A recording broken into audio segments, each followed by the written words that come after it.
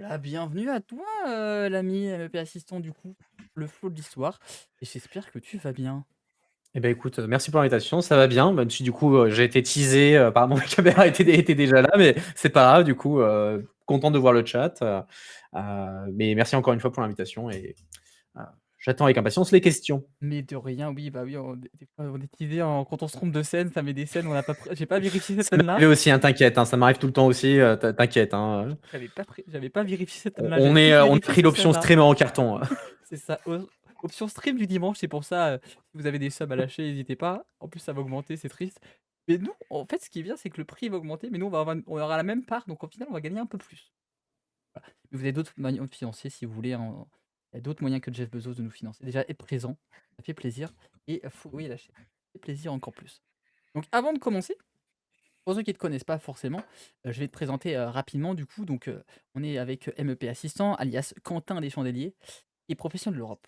Il est aussi ancien assistant parlementaire au Parlement européen et a travaillé pour les députés européens du coup français du PPE, donc c'est l'UDI et LR de 2013 à 2019, donc 6 ans quand même, c'est quand même plutôt pas mal. Aujourd'hui, il est lobbyiste pour le secteur du livre européen en 2020 et on va en revenir un petit peu parce que ça, on sait que lobby, c'est pas forcément, très bien connoté. Je pense qu'on va essayer de parler un petit peu de ça parce qu'il y a quand même beaucoup de choses sur le lobby, parce qu'il y a des lobbies très importants, comme tu l'avais rappelé justement, notamment le lobby Facebook qui est présent du coup au Parlement européen. Et aussi connu à Bruxelles depuis plus de 10 ans. Quand même, ça fait quand même une bonne décennie que du coup tu fais MEP assistant et l'un des principaux créateurs de contenu dédié à la politique européenne, en tout cas francophone, ça si. Je sais pas si on a peut-être on en reparlera, je sais pas s'il y en a pour les autres pays, espagnols peut-être, italiens ou anglophones. Ouais, J'avoue, j'en connais pas de tête, mais je suis curieux de peut-être savoir on n'est s'il y a pas des d'autres masses, mais il personnes. y en a quelques-uns. Et du coup, tu combines à la fois contenu humoristique, parce que la politique c'est bien, mais c'est mieux avec de l'humour, vulgarisation et analyse politique pointue. Faut rigoler de temps en temps, mais des fois, faut être précis quand même, on parle de politique. C'est important, sinon les gens après vont dire ça, tu as dit ça, et t'attaquer là-dessus. Et ici, de rendre la politique européenne plus attrayante et compréhensible, parce que c'est vrai que avec la politique européenne, c'est très compliqué avec tous les niveaux. On a le millefeuille administratif français, mais au niveau européen, c'est pas mal aussi. Et du coup, ils streament notamment sur Twitch en anglais et en français. Donc, tu as des streams qui sont faits des fois en français, des fois en anglais.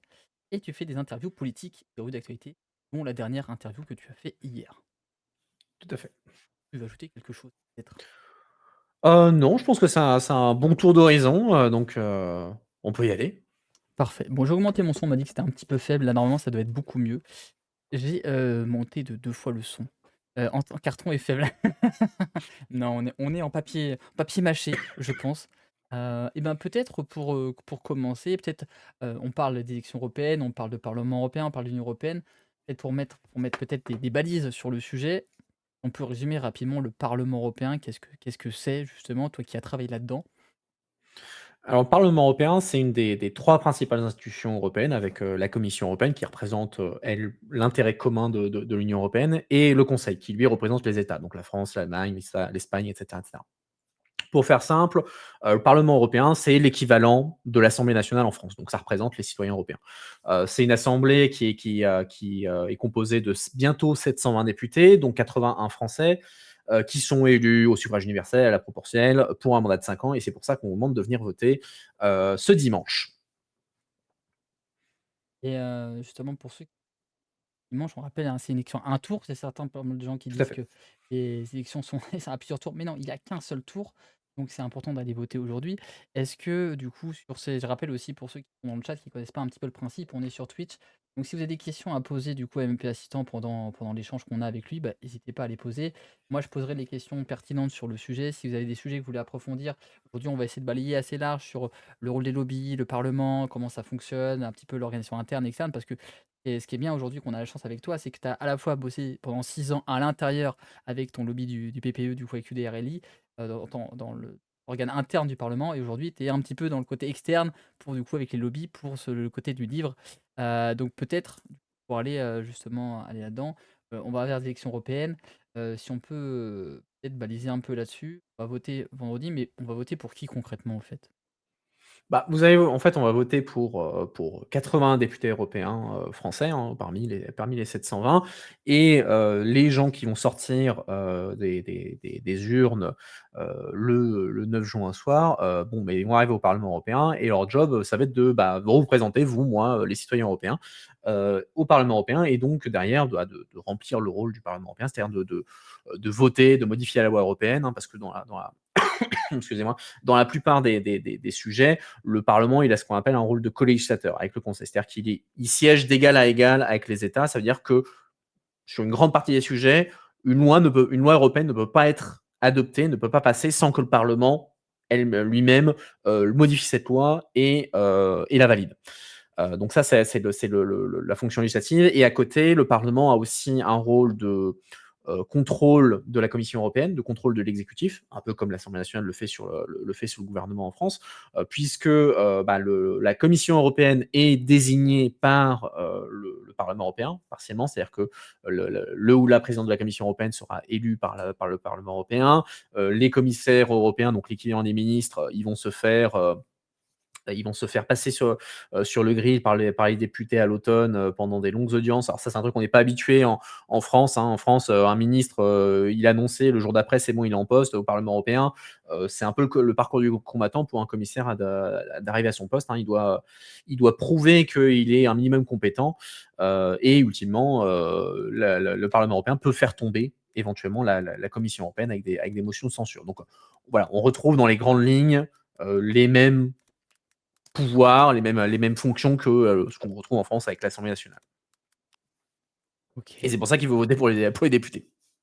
Pourtant, on rappelle, je sais pas si tu confirmes, on a peut-être une stat qui revient souvent, c'est que 80 des lois françaises viennent du Parlement européen. Ça, c'est vrai ou c'est faux? Non, c'est pas vrai. En fait, ça part d'une citation de Jacques Delors, qui était le président de la Commission européenne dans les années 90, un Français socialiste. Et qui avait dit dans un discours si on continue l'intégration de l'Union européenne, j'envisage un moment où 80% des lois nationales seront d'origine européenne. Donc ça, il avait dit voilà, dans une perspective à venir, on arriverait peut-être à un stade où 80% des lois nationales seraient d'origine européenne. C'est pas le cas aujourd'hui. Je crois qu'on est plus autour de 40 à 60% des lois qui sont d'une manière ou d'une autre d'origine européenne. C'est pas mal Mais déjà. c'est quand même pas mal et effectivement l'Europe elle a des très grosses compétences, hein, il y a même des sujets où elle a une compétence exclusive, c'est-à-dire qu'il y a des domaines où, les parlements nationaux n'ont pas le droit de faire du droit. Ils n'ont pas le droit de faire la loi, seul le Parlement européen, seule l'Union européenne a le droit de faire du droit, par exemple. Si vous êtes dans les sujets comme, le commerce international, si vous êtes, sur des sujets comme, la pêche, vous ne pouvez pas l'Assemblée nationale ne peut pas faire de loi sur ces sujets-là. Il n'y a que, la Commission européenne, le Parlement européen qui ont le droit de le faire. Parce que c'est des compétences qui ont été transférées à l'Union européenne parce qu'on a considéré que c'était le niveau le plus adapté pour le faire. Et du coup, il y a plein de compétences aussi où l'Union européenne a des fortes compétences et va harmoniser fortement le droit européen partout. C'est-à-dire qu'en gros, on va créer ce qu'on appelle des règlements ou des directives pour faire en sorte qu'on ait des lois qui s'appliquent, qui soient les mêmes partout dans les 27 États. On avait une première question du coup pour toi, c'était, peut-on considérer le Parlement européen comme un monocaméral? Ah, dur à dire en fait, parce que en fait, c'est un peu une des difficultés avec l'Union européenne, c'est que souvent on a le réflexe de faire le parallèle avec les institutions nationales.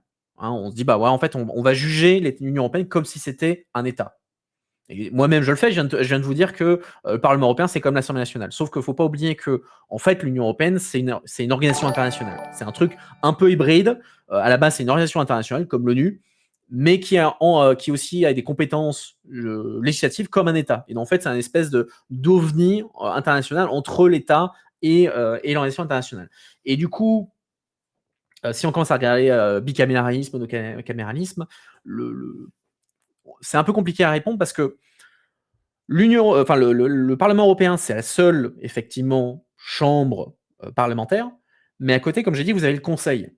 Le Conseil qui représente les États et qui, lui, co-législateur. C'est-à-dire que lui aussi, il va modifier, il doit approuver la loi. Et du coup, il y en a certains qui disent que le Conseil, c'est une sorte d'équivalent du Sénat.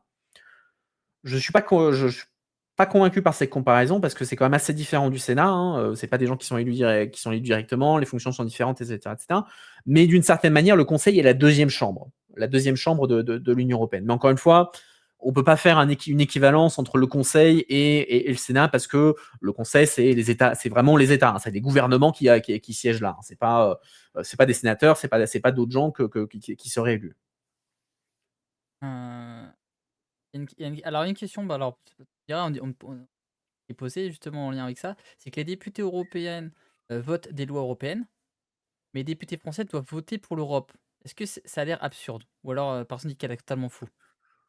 Alors attends, les députés nationaux doivent voter pour l'Europe? Qu'est-ce que Pour les ça lois alors les là, députés européens qui votent pour les lois européennes, mais les députés français doivent voter pour l'Europe ou pour les députés européens. Est-ce que ça c'est pas un petit peu absurde comme système? C'est la question qui est posée. alors là, j'avoue que j'ai du mal à comprendre la 2e partie de la question, j'avoue là, va falloir me re il est tard, hein, j'ai fait toute ma journée là, donc moi aussi je suis un peu Je cramé du je cerveau. pense que c'est en fait, Heu, ça fait pas un peu doublon, en fait, parce que les députés, ils ont le droit de voter alors qu'ils votent déjà des lois en France, quoi. Je pense que c'est ça. ah d'accord, OK, mais bah, en fait, parce que en fait, c'est complémentaire. Tu une fonction complémentaire. En droit européen, tu as ce qu'on appelle le principe de subsidiarité. Ça, c'est un mot compliqué. En gros, ça veut dire que, tu dois faire la loi au niveau qui est la règle au niveau qui est le plus adapté. C'est-à-dire que si ça fait sens de faire une règle au niveau communal, tu vas faire cette règle au niveau communal. Si ça fait sens de faire cette règle au niveau national, tu fais cette règle au niveau national.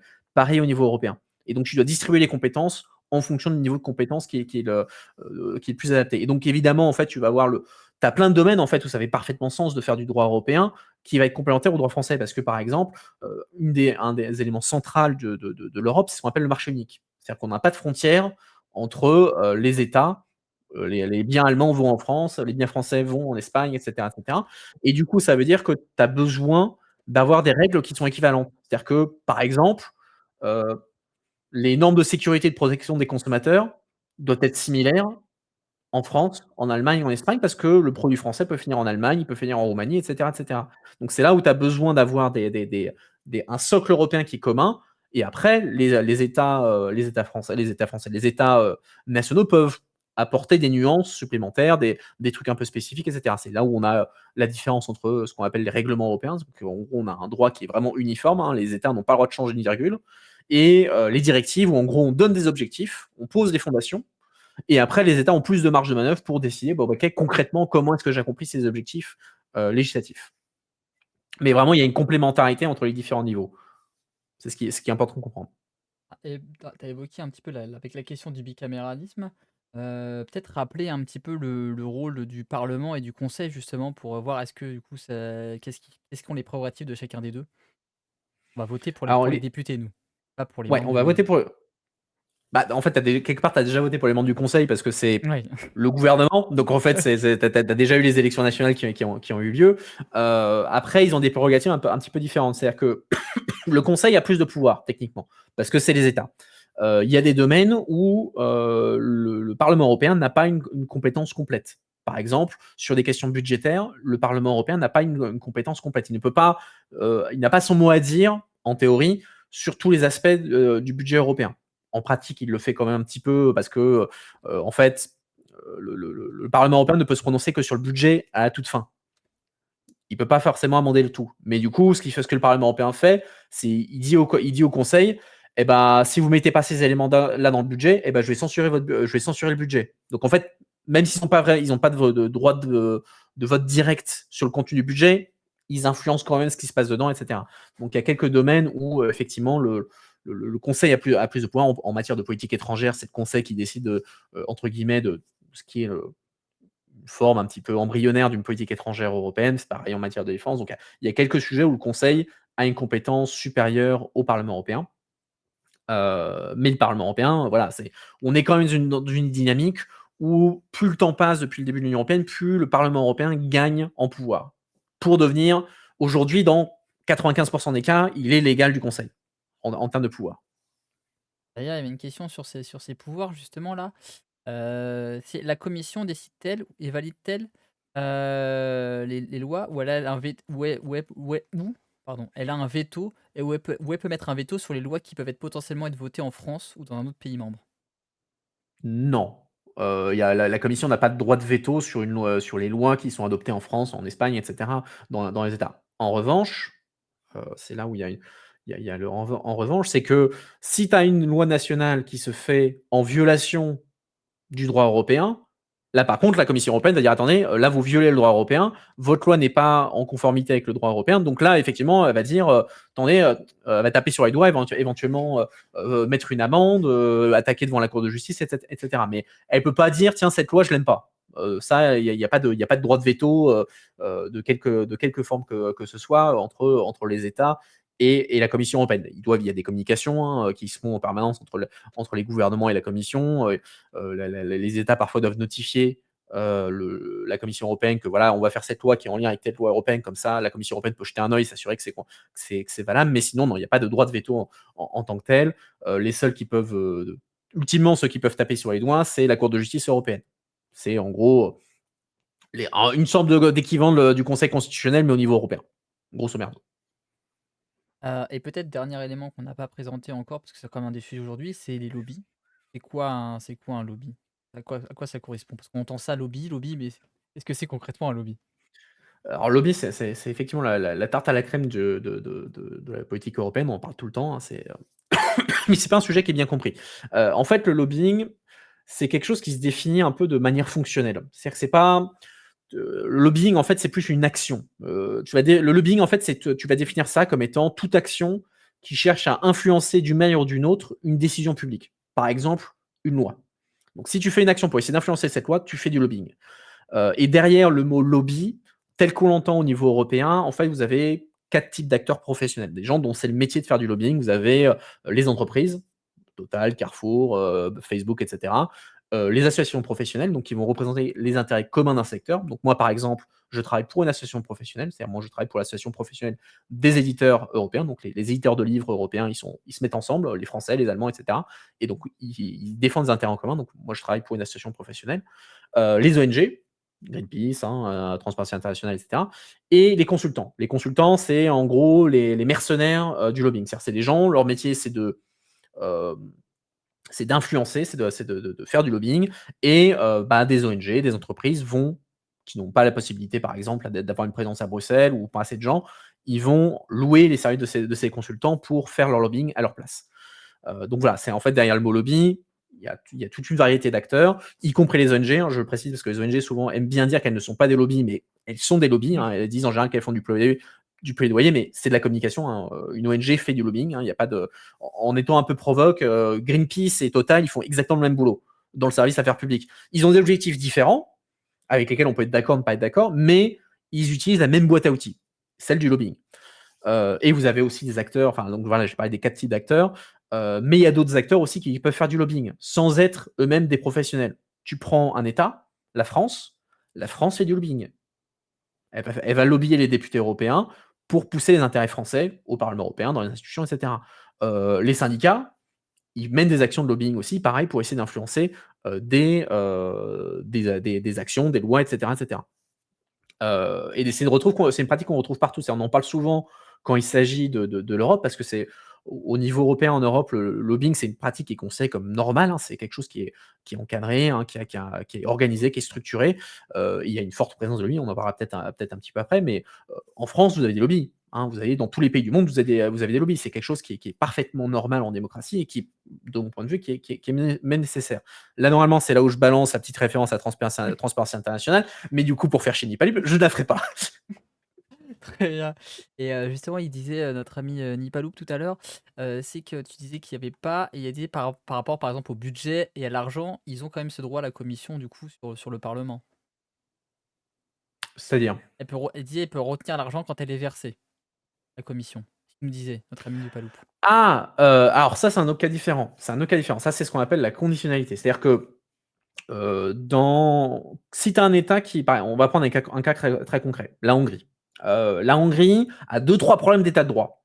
L'indépendance de la justice, bon, il y a deux trois problèmes là-bas, des problèmes de corruption, et cetera. Donc la démocratie en Hongrie, c'est pas franchement très jojo. Et du coup, quelque chose pour faire pression sur la Hongrie pour qu'ils prennent des lois et corrigent le tir, retournent un peu vers un chemin plus démocratique.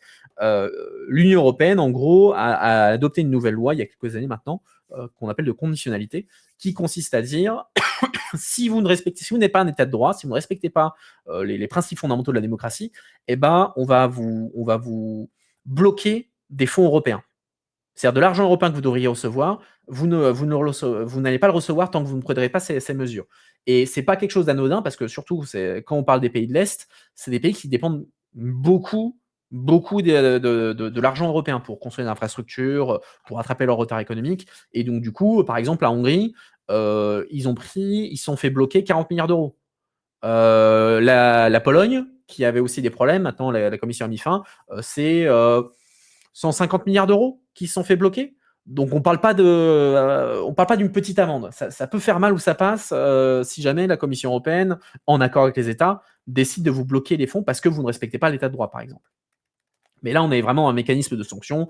Si vous violez le droit, vous pouvez avoir aussi des amendes qui sont infligées par la Cour de justice européenne. Donc, par exemple, qui peuvent être aussi un peu salées. Hein. Les amendes, par exemple, vous avez eu un cas pareil avec la Pologne sur une question d'état de droit où, parce qu'ils avaient porté atteinte à l'indépendance de la justice, la Cour de justice européenne avait dit bah voilà, tant que vous ne respectez pas l'arrêt, eh ben, on va vous coller une amende d'1 million d'euros par jour. Au final, la Pologne a dû payer 500 millions d'euros.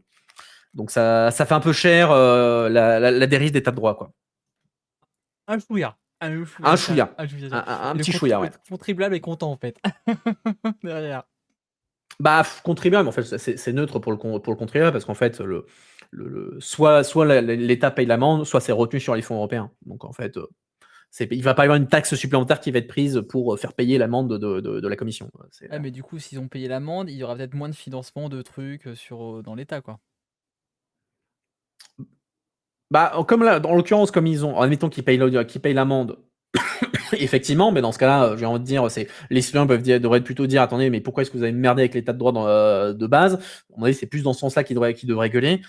Et si jamais l'État ne paie pas, c'est retenu sur les fonds européens. Et dans ce cas-là, c'est neutre puisque c'est de l'argent que de toute façon n'irait pas dans le budget polonais, quoi, par exemple, dans le cas-là. Et pour revenir au lobby, là, t'as bien présenté ça concrètement. Concrètement, ils servent à quoi, les lobbies? On a besoin des lobbies. En fait, les lobbies, ils remplissent, on va dire, ils ont deux fonctions en fait, deux grandes fonctions, l'information et influence. Heu, on va commencer par l'information, qui est en fait la partie la plus importante en fait, ou du moins ce qui représente une grande partie du travail des lobbyistes. C'est-à-dire qu'en fait, faut s'imaginer que ce soit les politiciens, les gens de la Commission européenne, enfin n'importe quel décideur public, ils peuvent être bardés de diplômes, ils peuvent être particulièrement intelligents, ils n'ont pas la science infuse. Ils savent pas tout sur tout. Et du coup, un des rôles principaux des lobbies, quels qu'ils soient, c'est de donner et de collecter de l'information pour faire en sorte que les décideurs, un député, un commissaire européen, les gens des services dans les commissions européennes, savent qu'est-ce que c'est que tel ou tel secteur. Par exemple, moi, dans le livre, comment ça fonctionne le secteur du livre, qu'est-ce que fait un éditeur, quels sont les mécanismes qui sont en place, quelles sont ses caractéristiques, etc.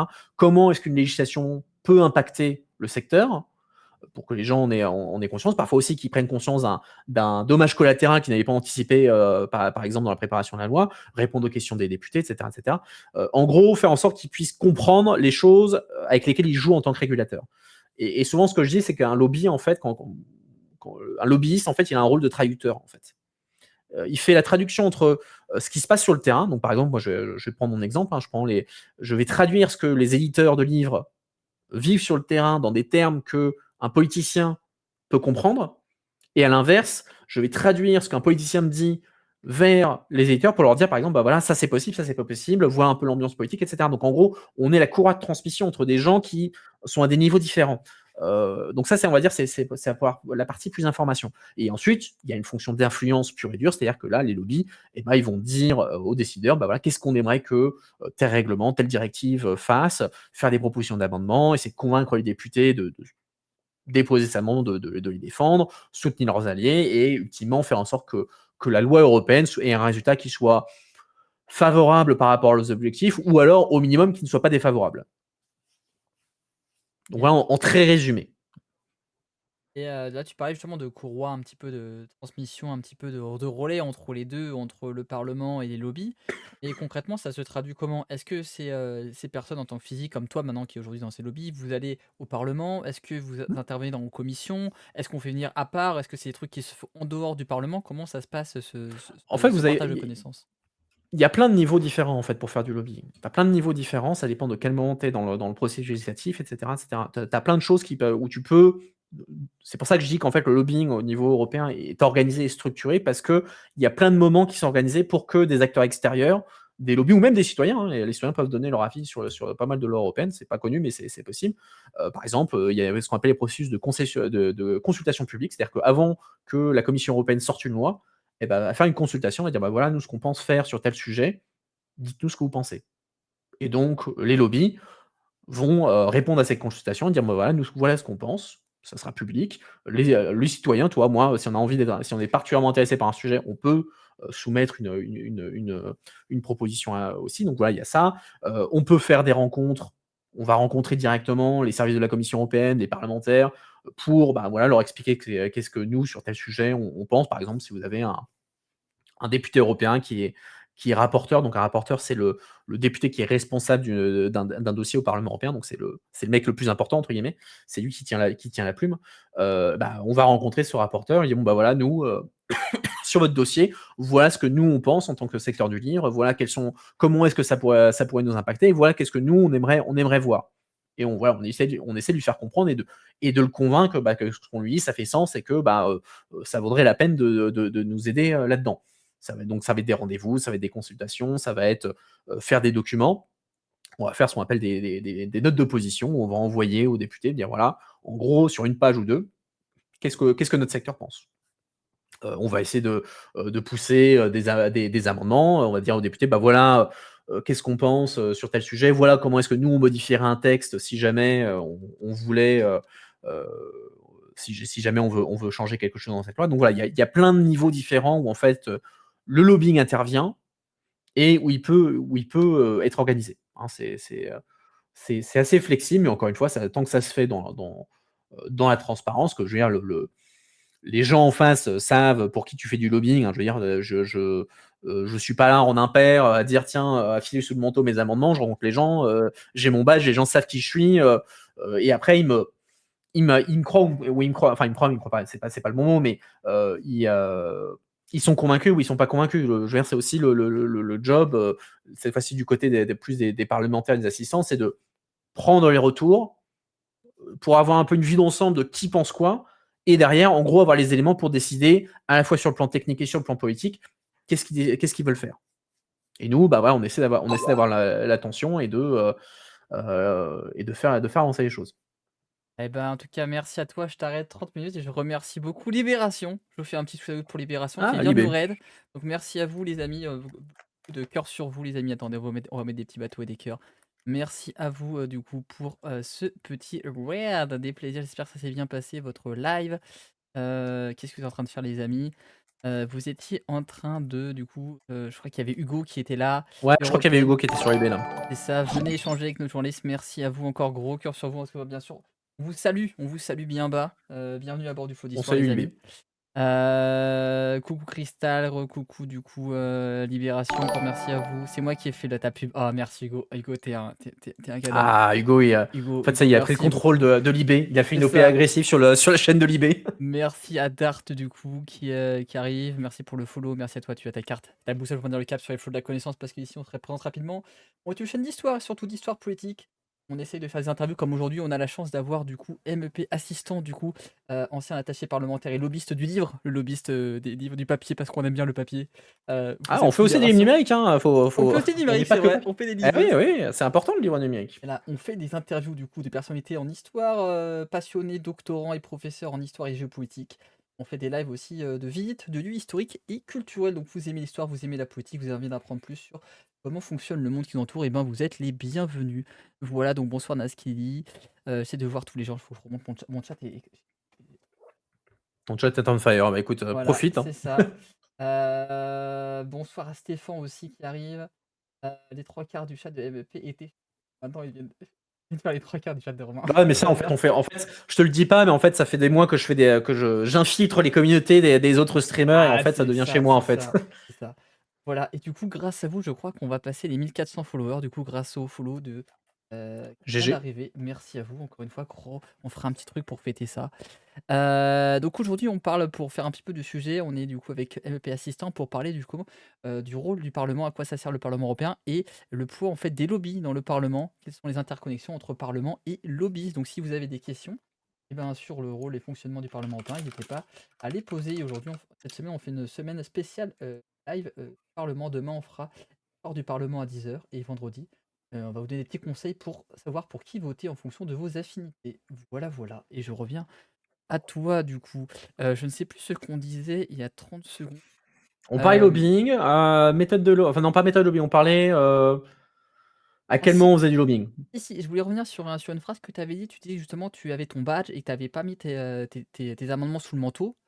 Comment ça se passe au niveau de la transparence? Est-ce que moi, en tant que citoyen, par exemple, je peux voir ce travail des lobbyistes et des parlementaires, ces échanges qui sont faits? Comment ça se passe justement ces échanges à ce Alors, niveau-là? non, tu vas pas genre si je rencontre un député européen, il y a pas la caméra dans le bureau du député, ça tu vas pas tu auras pas un live stream du rendez-vous avec le député. Ce qui est normal parce que voilà, un rendez-vous bilatéral, faut que les gens puissent se parler, franchement et cetera.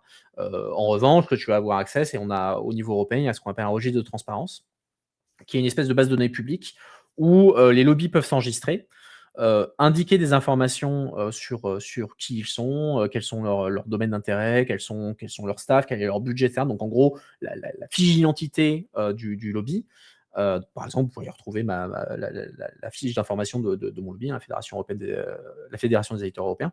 Ça vous donne tout un tas d'indications et en échange, entre guillemets, en échange, ça va donner au lobby la possibilité d'avoir des badges d'accès. C'est-à-dire que moi j'ai un attends, bouge pas, je vais te montrer un truc. Hop, Allez.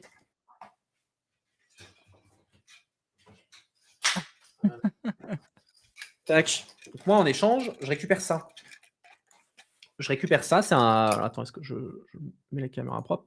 Voilà, je récupère ça. Donc ça, c'est un badge d'accès au Parlement européen, qu'on peut obtenir une fois qu'on est enregistré dans le registre de transparence et qui nous permet de rentrer dans le Parlement européen sans souci, avec une limite, on ne peut pas être plus de 4 dans le Parlement européen, et cetera, et cetera. Et ça nous donne aussi le droit d'accéder à certains fonctionnaires parce que, par exemple, à la Commission européenne, les fonctionnaires de haut rang et les commissaires européens n'ont pas le droit de rencontrer des gens qui ne sont pas enregistrés au registre des lobbies. Donc du coup, tu as une incitation à être dans ce registre des lobbies. Et du coup, tu dois avoir aujourd'hui 90-95 des lobbies actifs à Bruxelles qui sont dans ce registre des lobbyistes européens, hein, qui est partagé entre le Parlement européen, le Conseil et le Parlement européen et la Commission européenne. Mais sinon, ouais, tu peux voir, en tant que grand public, oui, tu aurais quand même pas mal d'opportunités parce que tu as aussi à Bruxelles, tu as tout le temps des événements, des workshops, des choses qui s'organisent et où, bah, du coup, les gens viennent pour dire qu'est-ce qu'ils pensent et cetera et donc du coup, tu vas avoir l'occasion de voir éventuellement, bah, voilà, qu'est-ce que tel lobby pense sur tel sujet, tu vas avoir des débats de fond et cetera et cetera. Donc tu as quand même pas mal d'opportunités, de voir, je parlais des consultations publiques, avant, tu as beaucoup des contributions qui sont publiques. Donc moi, nous, par exemple, quand on répond à une consultation publique, quel que soit le sujet, et ben, on va mettre notre contribution comme étant publique. Donc toi, moi, n'importe qui pourrait regarder qu'est-ce qu'on a dit sur tel sujet. Donc il y a quand même pas mal d'opportunités de savoir qu'est-ce qui se passe, mais après, effectivement, tu n'as pas la caméra dans le bureau du député pour savoir qu'est-ce qui se dit à tout moment. Et en fait, souvent les gens disent ah ouais, mais c'est pas normal qu'il y ait un manque de transparence comme ça, etc. Mais en fait, parfois ça justifie, c'est-à-dire que parfois c'est dans l'intérêt de garder un niveau de non-transparence, entre guillemets, parce que par exemple, si tu es un député qui travaille sur les questions de droits de l'homme, si tu commences à publier ou à live streamer ton rendez-vous avec des activistes, ça peut causer 2-3 problèmes en fait à l'activiste en question. Si tu fais venir un opposant politique d'Iran ou d'un pays pas très démocratique, il peut lui arriver 2-3 bricoles quand il retourne au pays.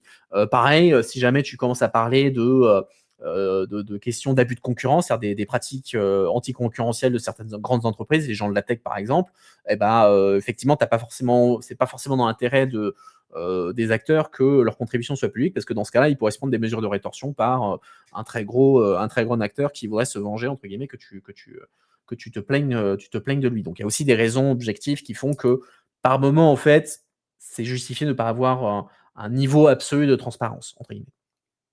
Et on avait une question aussi à propos de transparence. OK. Est-ce qu'il existe ce fameux lobby, au sens de la pièce dédiée aux lobbyistes, comme un lobby d'hôtel? C'est l'origine du mot. C'est l'origine du mot. L'origine du mot lobby, c'est en fait à l'époque, en fait, c'est quand tu avais les grandes négociations diplomatiques, ça se faisait souvent dans les grands hôtels et du coup, en fait, les gens qui voulaient influencer ces trucs-là, en fait, attendaient dans le lobby. Ils attendaient dans le lobby de l'hôtel et ils chopaient les diplomates, ils chopaient les gens, quand ils sortaient de leur réunion. Donc ça vient, en fait, de là que, l'expression lobby vient parce qu'à la base, ça se faisait dans les, lobbies d'hôtels, dans les couloirs d'hôtels, d'institutions et cetera et cetera. Maintenant, on fait plus ça on va pas dans les hôtels pour aller, pour aller faire du lobbying, on rencontre les gens dans leur bureau, à un café et cetera. C'est pas franchement ça. C'est beaucoup plus simple maintenant, du coup. Je sais pas si c'est plus simple, en tout cas, on va pas traquer les gens là où ils dorment, quoi, ça c'est clair. C'est mieux, C'est quand même mieux, de c'est ce plus point de vue-là, c'est quand même professionnel, on mieux, va oui. dire. Oui, clairement. OK. Je sais hem là, tu parlais par exemple des lobbies, par exemple, prends le lobby du livre ou n'importe lequel autre. On avait une on a c'est marrant parce que tout à l'heure, on avait une question sur quelque chose qu'on a parlé en off, ça m'a fait rire. On a parlé de la commission, aux pétitions. Ah, la question Petit, ouais, j'ai vu passer ça, ouais, effectivement, On en parlera peut-être après quand on parlera un peu plus des pétitions. Mais justement aujourd'hui, sur les lobbies, là on voit qu'ils sont là pour appuyer l'édition. C'est quoi leurs intérêts principaux aux lobbies en général? Est-ce que c'est plutôt d'aller, pousser pour faire voter des lois, des règlements? Est-ce que c'est pour empêcher des choses de se faire voter? Enfin bref, quels est leurs intérêts principaux d'avoir des lobbies? Pourquoi on a des gens comme Facebook, les livres qui mettent des lobbies du coup à Bruxelles? bah, alors, pourquoi déjà, on va commencer par le début. Pourquoi est-ce ils font du lobbying? Pourquoi est-ce qu'ils sont à Bruxelles? Hein, on va commencer un petit peu par là. La raison est en fait, elle est, assez simple, on va dire, puisque, en fait, c'est à Bruxelles que tout se passe. Bruxelles, faut savoir, c'est la 2e plus grande concentration de lobby dans le monde après Washington. Pour une raison très simple, c'est qu'à Bruxelles, tu définis le droit qui va s'appliquer dans 27 pays et 450 millions de personnes. Et voire même au-delà, parce qu'il y a ce qu'on appelle un phénomène qu'on appelle le Brussels Effect, c'est-à-dire l'influence réglementaire de l'Europe en dehors. C'est-à-dire qu'il y a des pays qui vont copier le droit européen dans le reste du monde. Donc en fait, ce qui se passe à Bruxelles, ça a énormément d'impact. L'Union européenne, comme je disais avant, elle a des énormes compétences, il y a même des sujets où elle est la seule à pouvoir faire du droit. Et du coup, bah, tu as un intérêt, en tant qu'entreprise, en tant qu'ONG, en tant que n'importe qui, à faire en sorte que bah, le droit, il aille dans un sens que tu estimes favorable, au minimum pas défavorable pour toi. Donc c'est pour ça que tu dois être, que tu dois être à Bruxelles. Et après,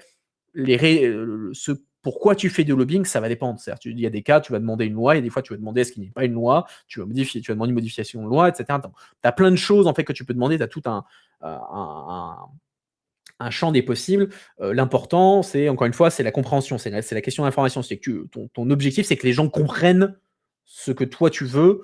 Voilà, Facebook, ils vont faire du lobbying pour que les gens comprennent comment est-ce que Facebook fonctionne, que oh, en fait, vous savez, c'est pas si terrible que ça Facebook, on fait quand même des trucs bien et tout. Ne mettez pas des règles qui sont trop viciées parce que raison X ou Y. Et voilà, ils font leur jeu pour essayer de convaincre les gens que bah il y a une justification à faire du droit ou à ne pas faire du droit qui les pénalise. Et ben, je crois que c'est la soirée. On se fait raid une deuxième fois ce soir, du coup, par Satrap Mandragora. Merci à vous. J'espère que ça s'est bien passé. Je présente, on est du coup, je vous remets dans le chat, on est avec MEP assistant aujourd'hui, du coup, ancien assistant parlementaire, du coup, et aujourd'hui lobbyiste du livre pour parler du rôle des lobbyistes. Mince, j'ai fait une faute en plus. Ah. C'est la fatigue. C'est ça, on a tous eu une longue journée, ouais. Alors attendez, je vais le remettre comme il faut. Il te manque un I et un S. Il me manque, je crois il manque pas mal de lettres. Il Voilà, te là manque, il ça te manque marche toutes bien. les lettres. Il te manque toutes les Il lettres. manque la moitié des lettres. Voilà, pour parler du rôle des lobbies et le rôle du Parlement européen, parce qu'on fait une semaine dédiée du coup au Parlement européen, aux élections européennes. Demain, on parlera du coup de l'origine et vendredi, on vous expliquera tout, comment ça fonctionne, à quoi ça sert l'Europe, pourquoi voter, tout ça. Tout ça dans la joie et la bonne humeur. Et du coup, merci au petit follow au passage, du coup, à Paul Doomer qui nous fait l'honneur de nous follower. Donc j'espère que votre live s'est bien passé. Je sais pas sur quoi vous étiez, je regarde rapidement vite fait. Vous étiez du coup sur Sécheresse, JG, Ballard, Toshi, Jacques Rancière. Ah ouais, là, on est sur la culture, là, On c'est est bon. sur la grosse culture. La grosse culture, et ben parfait. Ben, j'espère que vous avez passé un bon raid. Ici, bah, on présente rapidement, on fait des interviews comme aujourd'hui de personnalités historiques. intéressé, professeur, doctorant en histoire géopolitique. En apprendre plus sur la culture, on fait des lives d'histoire où on essaie de visiter des lieux historiques et puis on essaie de décortiquer un petit peu le monde, comment il fonctionne à travers son histoire et sa politique. Donc si vous aimez l'histoire, vous aimez la politique, et ben, vous aimez apprendre des trucs dans la joie et la bonne humeur, vous aimez l'histoire marine aussi, on est sur un bateau évidemment, donc vous avez Ouais, pas de j'ai mal vu de qu'il y avait un mer. thème un peu, bateau, maritime, Ah chouïa! Ah ah, chouïa, ah très chouïa! léger. Ah chouïa, peut-être qu'à un moment en fin d'interview, je parlerai du navire emblématique de la chaîne qui a navigué pendant la longue période de 10 minutes avant de couler sans corps et âme. Voilà, plus longue histoire de navigation du monde, heu, que j'ai visité parce qu'il est incroyablement magnifique. Voilà, mais ça c'est une autre histoire, c'est pas le moment d'en parler. On va digresser parce qu'on a aussi on est très bon en digression. Voilà, si vous avez des questions, vous voulez en apprendre plus sur le Parlement européen, sur, le fonctionnement des lobbies, et ben et ben, C'est le moment. on a des icônes à l'image de ce fameux bateau d'ailleurs, donc il est pas caché bien loin. Grand navire suédois, grand navire suédois par sa taille et par son envergure, mais qui malheureusement, a coulé corps et âme à Stockholm. Avec tout ça, je ne sais plus où est-ce qu'on en était, donc grand merci à vous pour ce raid, à vous, pour vous les amis, et que les vents vous soient favorables évidemment. On était, peut-être oui, pour, aller à dessus, on a parlé un petit peu du parlement, du conseil, des lobbies. Peut-être un terme qu'on n'a pas évoqué, que tu as aussi, fait, c'est quoi le travail d'un attaché parlementaire? À quoi ça Ah sert oui, un effectivement. attaché parlementaire? Donc, alors pour ceux qui débarquent, hein, j'ai été assistant parlementaire dans le passé, j'ai été 6 ans et demi au Parlement européen, comme assistant parlementaire. Hem, En gros, le job d'un assistant parlementaire, ça va être, comme son nom l'indique, d'aider son député à, faire son mandat. Ah oui, très joli bateau. Représentation, 1 pour 1 à l'échelle, c'est ça, C'est ça, voilà, les fameux. C'est ça? Heu, donc voilà, j'allais dire le parlement, l'assistant parlementaire, il est là pour aider son député, à lui faciliter la vie, faire en sorte que, le député, à la fin, pour prendre ses décisions politiques, il ait toutes les cartes en main. Et en gros, pour schématiser, un assistant parlementaire, c'est le couteau suisse du député, hein. Il fait secrétariat, il est expert technique, il est conseiller politique, il est négociateur, il est communicant, il fait tout. Et concrètement, qu'est-ce que ça veut dire? C'est-à-dire que quand tu es assistant parlementaire, tu vas faire quoi? Tu vas faire du secrétariat, tu vas suivre les dossiers parlementaires, tu vas récolter l'information, de l'expertise, tu vas rencontrer des lobbies, tu vas écrire des amendements, tu vas faire des notes de briefing, des éléments de langage, tu vas négocier avec des groupes politiques, tu as beaucoup de négociations en tant qu'assistant parlementaire. Et en gros, non, tu sers pas de repose-pied. Non, ça pas franchement. Du moins pas moi, j'ai pas fait repose-pied, en tant qu'assistant. Hem Mais ouais, en gros, c'est un boulot où tu vas faire à peu près tout et n'importe quoi. Ce qui en fait un métier qui est à la fois passionnant et pas pour tout le monde, en fait. Parce que, c'est passionnant parce que tu deviens un expert. Moi, par exemple, je suis aujourd'hui, je suis un expert en régulation numérique, en droit d'auteur, en politique culturelle, et c'est une expertise que j'ai acquise au Parlement européen. Mais à côté, c'est un rythme de vie qui est quand même intense quand tu es assistant, tu as la pression, faut que tu aies à gérer beaucoup de tâches en même temps. Parfois, tu as des personnalités qui peuvent être un peu compliquées à gérer quand tu es pas sur des bons députés, donc c'est pas nécessairement fait pour tout le monde comme job, mais moi j'ai adoré ce métier-là. J'ai adoré le faire ça pendant, 6 ans et demi. Et aujourd'hui, me disais, c'est quoi son l'importance de ce travail aujourd'hui? Par exemple, nous, on va dire des députés, est-ce qu'ils sont liés? Est-ce que voilà, ils ont une importance par rapport aux députés européens qu'on va avoir? Quelle est,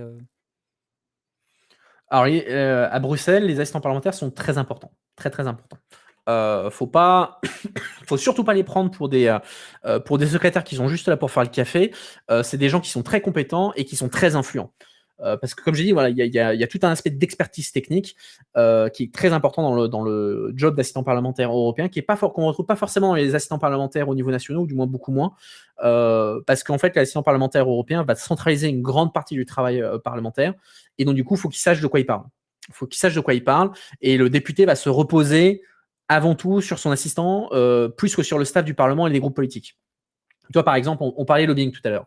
Un lobbyiste, il a intérêt à avoir des bonnes relations avec un assistant, parce que l'avis d'un assistant peut tuer ou porter les demandes d'un lobby. C'est-à-dire que moi, il y a plein de fois, quand j'étais assistant parlementaire, euh, mon député sur un sujet, il allait me demander, ou sur un amendement, il disait bon, bah voilà, vous en pensez quoi, Quentin, vous en pensez quoi? Et moi, je donnais mon avis, et le député disait ok, très bien, on fait ce que tu veux.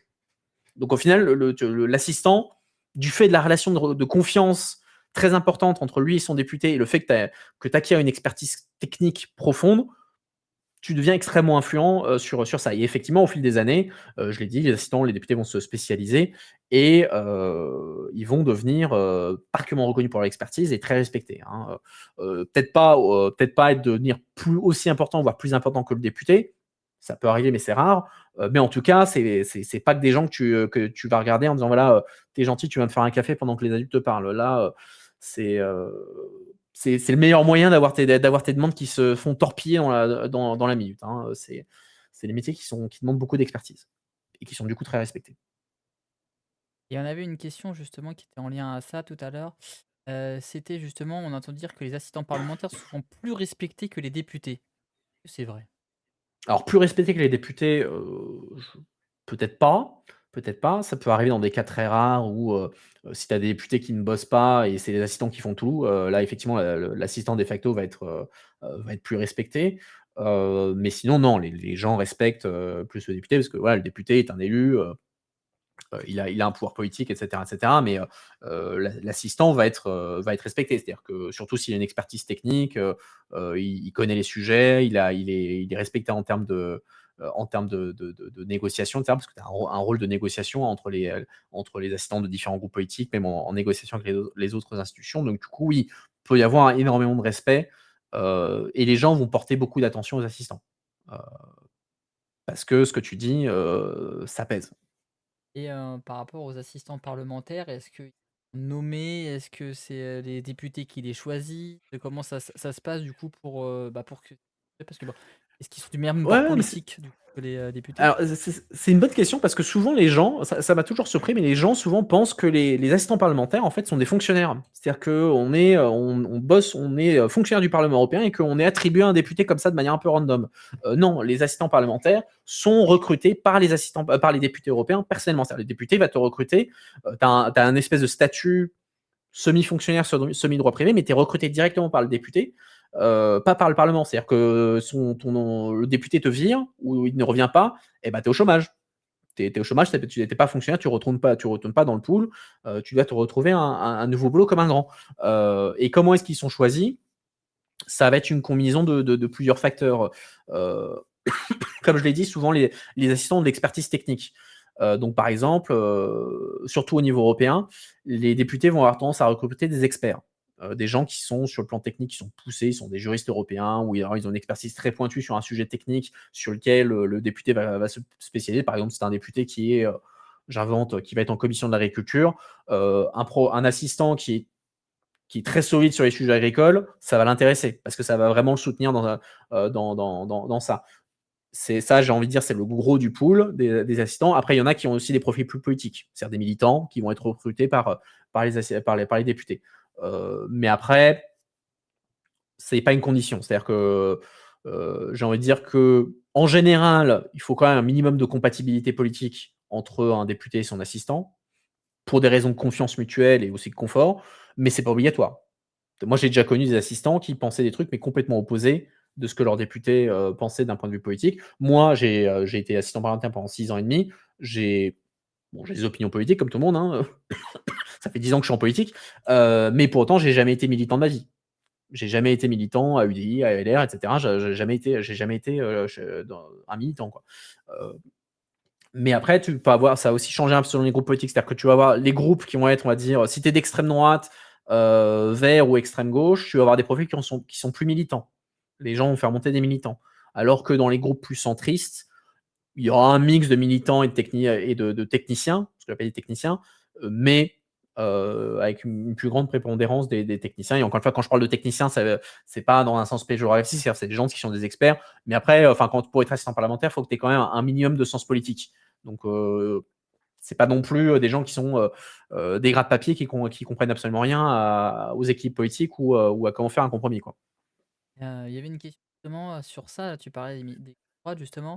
Si les partis d'extrême droite, dans l'exemple de la France qui sont en tête pour l'instant dans les sondages, deviennent prépondérants, est-ce que les assistants en place vont suivre et se mettre à leur service?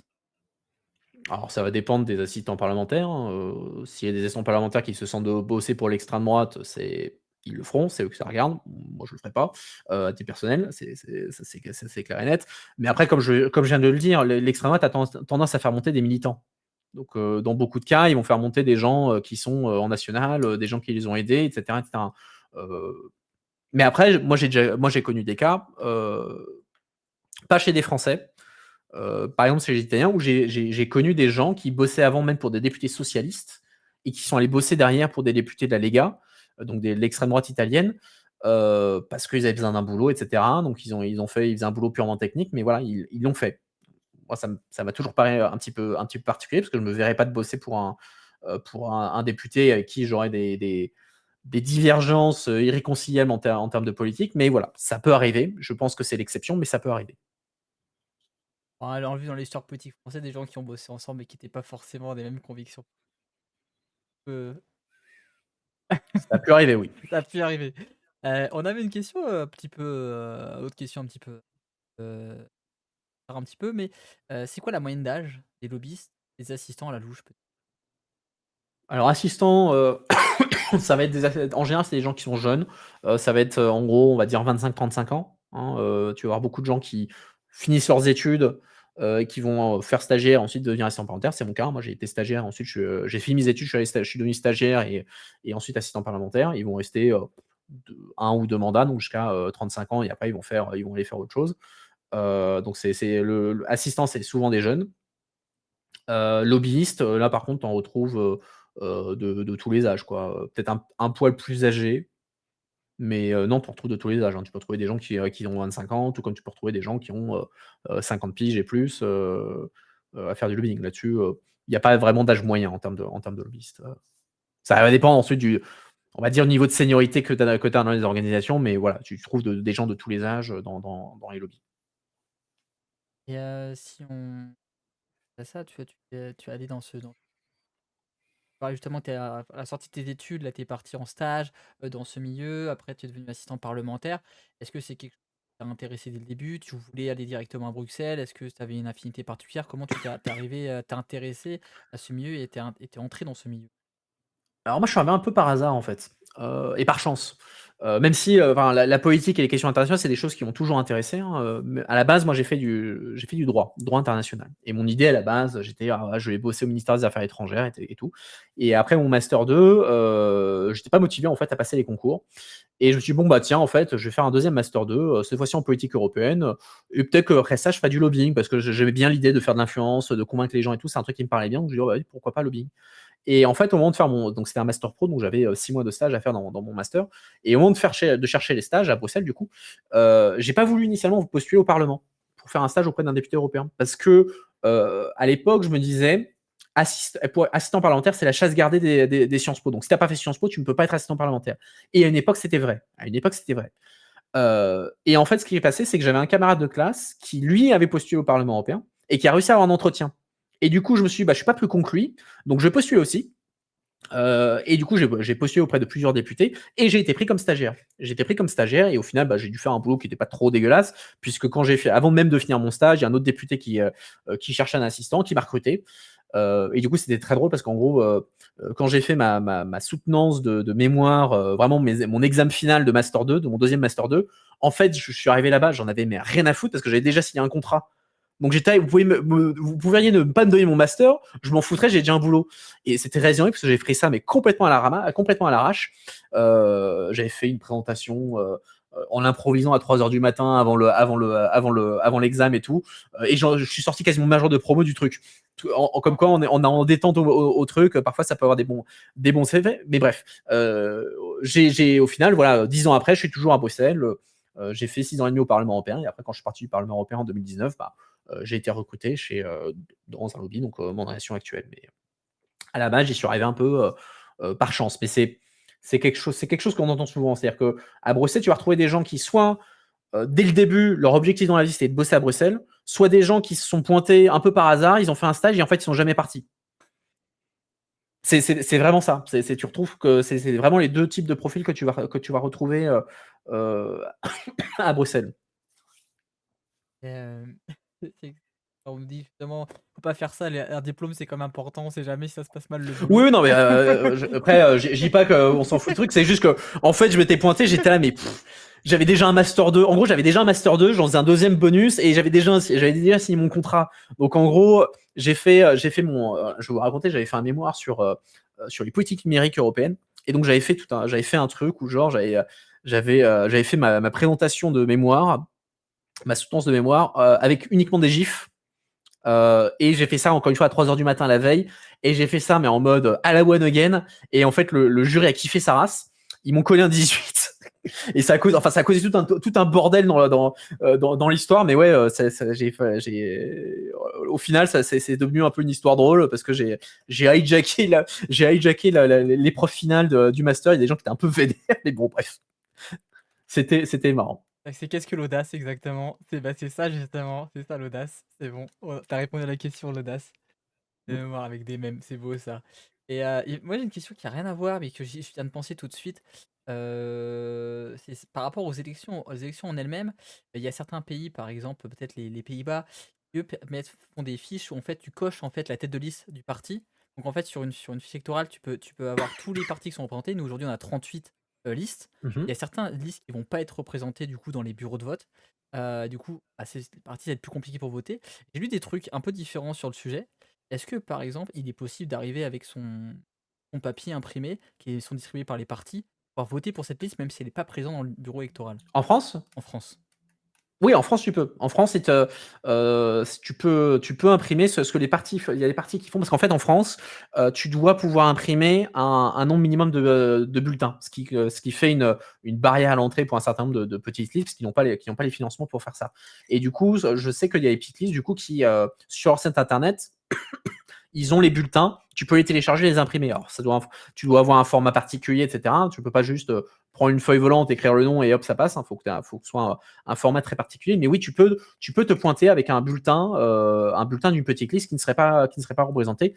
Et du coup, mettre ton bulletin, il serait considéré comme valide. Est-ce que, moi, c'est la deuxième question que j'avais justement en lien avec celle-là, est-ce que c'est légal d'arriver, par exemple, avec une pile de bulletins, qui sont pas, du coup, originalement dans le bureau, que tu as imprimé toi-même, de ces listes qui ont été faits par les partis, et la déposer dans le bureau pour que d'autres personnes puissent voter pour cette liste? Ah, bonne question. Ça, je sais pas. Je pense que ça devrait être possible si tu fais ça. Tu arrives au moment de l'ouverture du bureau de vote et tu dis voilà les bulletins pour tel truc. Mais je suis pas sûr. Je pense que ça devrait être possible, mais à vérifier. À vérifier.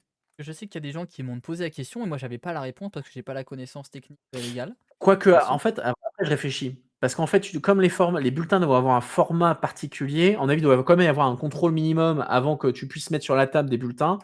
Donc si tu te pointes à la one again avec une pile de trucs, peut-être qu'on va te regarder mal. Mais ça, je sais pas. Faut regarder. Je pense Et que ça devrait être possible, mais à check, hein, comme tu l'as mentionné, comme dit dans le chat, je pense, c'est comme dit, il faut aller à l'ouverture en fait et demander, je pense gentiment en fait aux assesseurs qui sont là, si on peut le faire, je pense que ça se fait dans ce sens-là. C'est possible. Je pense qu'il faut regarder parce qu'en plus, ça pourrait être compté dans les dépenses du parti. Heu ouais, je pense qu'il faudrait creuser. Il faudrait creuser, il doit y avoir un chemin possible, mais ça sera faudrait creuser. Dans les dépenses du parti, ouais. Quoi qu'il ait fait, après je sais pas après pour Ouais, mais les ça serait partis. quand même quoi, si tu pointes et tu mets une pile sur le bureau, ça peut être considéré comme étant, de facto une dépense électorale. À Non, voir, pour le coup, je sais pas. ça me venait comme ça, j'y pensais, parce que j'avais eu la discussion avec des personnes qui me disaient parce que le parti, bah, on a 38 partis, mais il n'y en aura pas 38 qui seront représentés Mmh. malheureusement. Et pour eux, c'est un peu difficile la visibilité, on a que certains partis qui sont mis en avant. Euh, une question qu'il y avait dans certains cercles où qui me posaient la question, est-ce que Romain, tu sais que tu as le droit de faire ça? Et moi, Bah, dans le après, doute, je faut dirais oui, faut mais après. faut checker encore une fois, mais après, faut pas oublier que pour beaucoup de petites listes, en fait, ils s'en foutent. La réalité, c'est qu'ils veulent ils veulent pas, ils savent qu'ils n'auront jamais les 5 nécessaires pour avoir pour avoir des élus. Pour eux, c'est juste une question d'avoir une visibilité parce qu'il y a les questions de l'égalité de temps de parole, donc ils vont être peut-être invités à des débats, ils vont peut-être être invités dans la presse, il y aura peut-être un peu d'attention autour d'eux, et ils vont pouvoir diffuser leurs messages et leurs idées et potentiellement, croître ensuite politiquement. C'est plus en gros une opportunité d'appel plus que l'objectif, vraiment d'avoir des élus européens. Ça c'est clair.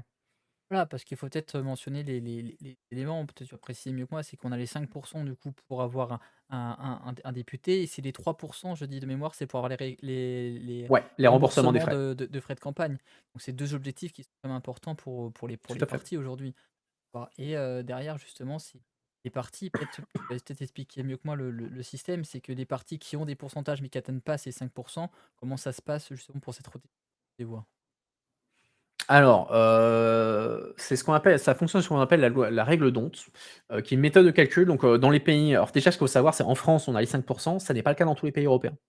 Hein, les pays européens sont libres de décider ou non de mettre un seuil. Le seuil peut être maximum de 5 mais il y a des pays qui ont un seuil de 3 de 1 il y en a d'autres qui n'ont pas de seuil qui ont pas de seuil électoral du tout, ça dépend de chaque pays.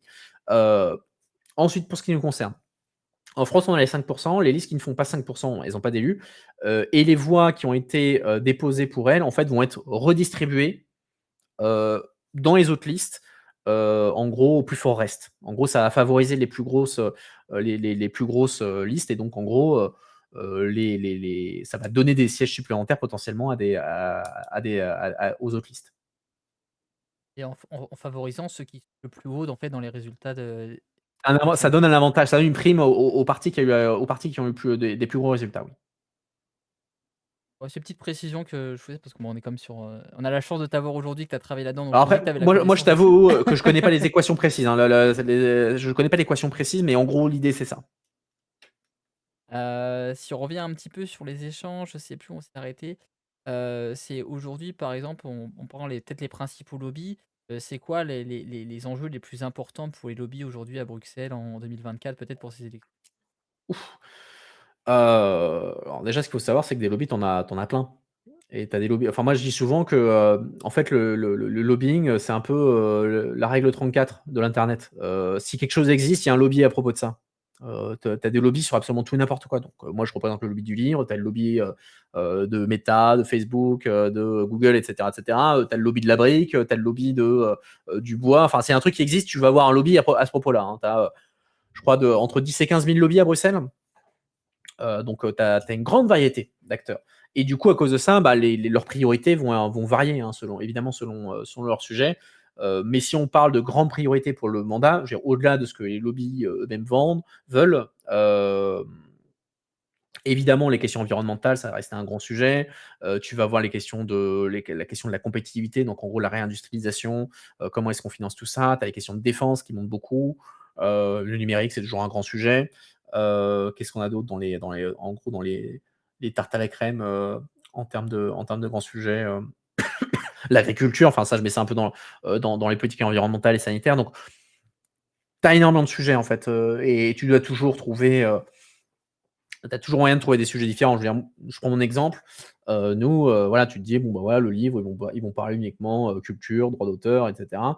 En fait, on se retrouve à bosser sur des sujets extrêmement différents. On se retrouve à bosser sur des questions environnementales, on se retrouve à bosser sur des questions comme, l'accessibilité, les conditions de vente, donc les questions de concurrence, tu as plein de sujets, différents que tu peux te retrouver à couvrir en tant que lobby. Parfois des sujets que tu n'as pas vu venir.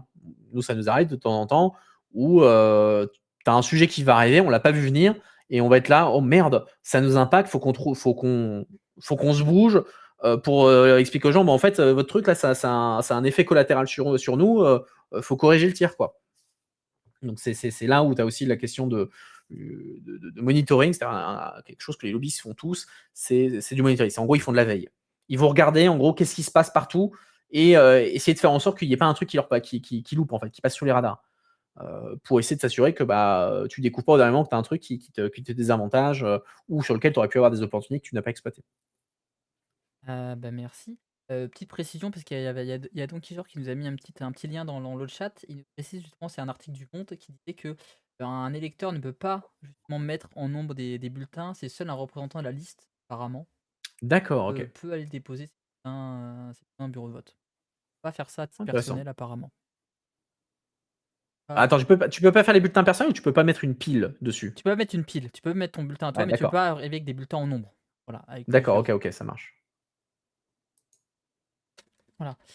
Il y avait une autre question qui était posée, la question c'était ah oui, cette question je trouve pertinente. C'est, comment du coup les lobbies choisissent leurs cibles? Parce qu'il y a 720 députés. Est-ce que c'est au hasard ou est-ce que du coup ils ont un cahier? Enfin je sais pas comment ça se passe ce ciblage de pour trouver quel député serait le plus à même de m'aider en fait dans ma démarche?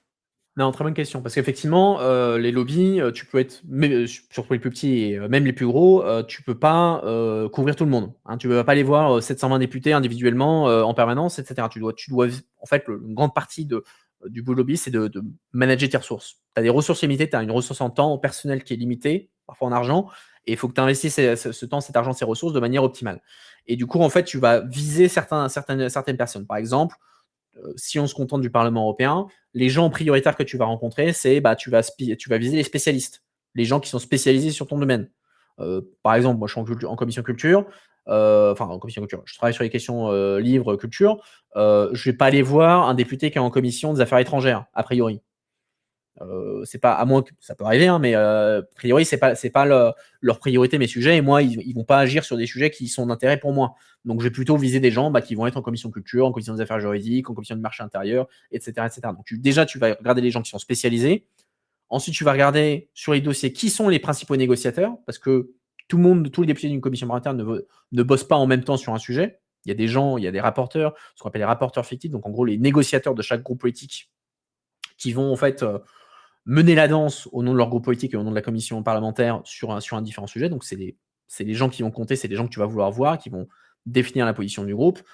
Tu peux avoir des gens qui sont très intéressés par ton secteur et donc tu peux leur dire bah, tiens, au fait, pour information, il y a ça qui se passe dans cette commission parlementaire. Donc, éventuellement, si vous voulez filer un coup de main, si vous voulez parler à machin, allez, voilà ce que nous on sait comme information et tu vas avoir des échanges d'informations qui vont se passer entre députés et lobby. Donc, tu vas essayer en fait en amont de viser les gens qui comptent, pour changer en amont autant que possible le texte, et que en gros, à la fin, tu te retrouves pas à devoir faire à l'arrache au moment du vote en plénière, cette fois-ci au moment où il y a tout le monde qui vote, une campagne de l'arrache, tu dois essayer de convaincre 500 députés de voter d'une certaine manière, parce que là, effectivement, tu vas avoir beaucoup plus de mal. Mais du coup, c'est suivant le moment où tu es dans le processus législatif, tu vas viser des gens différents. Suivant la commission paritaire où tu vas viser des gens différents, etc. etc. Et donc, l'idée, c'est que plus tu agis en amont, moins potentiellement tu auras de problèmes en aval. Et là tu parlais des décideurs, des comités et cetera, des gens qui ont peut-être la prérogative des commissions. Est-ce que tous ces éléments là que tu c'est public, on y a librement Mmh. accès ou c'est facile d'avoir accès à tout ça pour savoir justement qui viser de façon précise? Oui, bien sûr, tout ça, c'est public, hein, quand il y a un dossier qui arrive. Donc ce qui se passe, c'est quand tu as un dossier, par exemple, admettons, tu as une loi qui arrive au Parlement européen, on va dire elle va en commission, de la culture, admettons. Ce qui va se passer, c'est, bah, voilà, en commission culture, bah, il va y avoir un rapporteur qui va être désigné, des shadow rapporteurs, donc les rapporteurs fictifs, les négociateurs et ça va être mis en ligne. Tu vas voir la liste, bah, voilà, sur tel dossier, tu vas sur le site du Parlement européen, tu as un truc qui s'appelle l'observatoire, tu vas avoir accès à toute la liste de tous les dossiers et tu vas pouvoir voir, bah, voilà, dans toutes les commissions parlementaires, bah, voilà, c'est cette personne qui est rapporteur, c'est cette personne qui est, shadow, sur les différents, groupes politiques et cetera. Tu vas pouvoir retrouver toute la documentation, tous les processus de consultation qui ont eu lieu. Donc, tu peux faire vraiment une traçabilité de tout ce qui est de tous les gens qui comptent, de tous les échanges qui ont eu lieu, les grands documents, etc., etc. Et ça va être une base d'information pour nous. Effectivement, c'est là que tu vas chercher les noms des gens, c'est là que tu vas chercher, de dire vraiment, ok, c'est cette personne, il faut que je lui parle ou il ne faut pas que je lui parle, etc. etc. Donc, oui, tout ça, c'est transparent, l'information est publique. C'est important de voir parce que je sais comment ils font pour choisir ça et j'ai perdu ma question, ça. Non, non, mais en lien avec ça, c'est vrai que c'est important parce que souvent les gens ont l'impression que en fait, il y a pas de transparence, que les informations Ouais. ne sont pas là et en fait, c'est plutôt le contraire. En fait, c'est tu as énormément d'informations qui sont disponibles. Le problème, c'est que en fait, les gens ne savent pas forcément où est cette information. C'est là le c'est plus dans ce sens-là. C'est pas qu'on essaie de garder les choses dans l'obscurité, c'est les informations sont là, mais il faut savoir en fait qu'elles sont là et savoir potentiellement où les chercher. Ah oui, ça, question, je me rappelle. Je voulais faire un lien avec une question qui a été posée au tout début du live. C'est justement, on m'a parlé de la comment du coup ils vont aller chercher du coup l'information, les lobbyistes.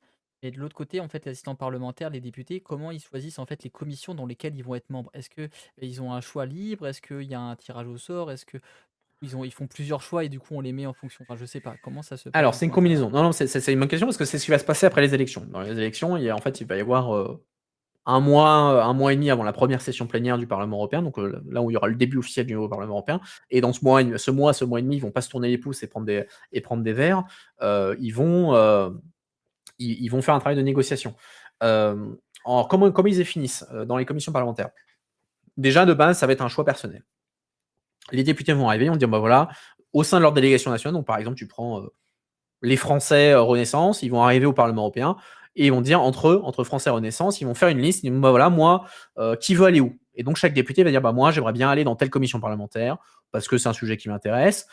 Et voilà. Et ensuite, tu as aussi une répartition stratégique, c'est-à-dire que par exemple, tu as un intérêt en tant que délégation nationale à pouvoir être présent dans toutes les commissions parlementaires pour que tu puisses avoir une visibilité sur tous les dossiers qui sont dans le Parlement européen. Toi, si tu n'as pas envie que tous tes députés soient dans 3 commissions et que du coup 90% de ce qui se passe ailleurs te passe sous le nez ou que tu n'aies aucune influence dessus et que potentiellement ça aille contre tes intérêts ou contre les intérêts français. Donc tu as d'une part une question de choix personnel, quels sont les sujets sur lesquels toi tu as envie de bosser, une question de tactique de délégation, être présent dans autant de commissions parlementaires que possible pour couvrir tous les sujets. Et ensuite, tu vas avoir des négociations qui vont avoir lieu entre délégations nationales. C'est-à-dire que une commission parlementaire, c'est un mini-parlement. Donc, le plus grand groupe parlementaire aura le plus grand nombre de députés dans cette commission parlementaire, le deuxième plus grand groupe aura le deuxième plus grand nombre de députés dans cette commission parlementaire, etc., etc. Et ensuite, derrière, ce qui se passe, c'est dans chaque groupe politique, eh ben, les délégations nationales, au début du mandat, vont négocier entre elles. C'est-à-dire que, par exemple, voilà, je prends un exemple de Renaissance. Renaissance va dire, voilà, j'ai ma liste maintenant des députés qui veulent aller où. Et ils vont aller, le chef de délégation va se foutre dans une salle avec les autres chefs de délégation allemandes, espagnoles, portugaises, tout ça, etc.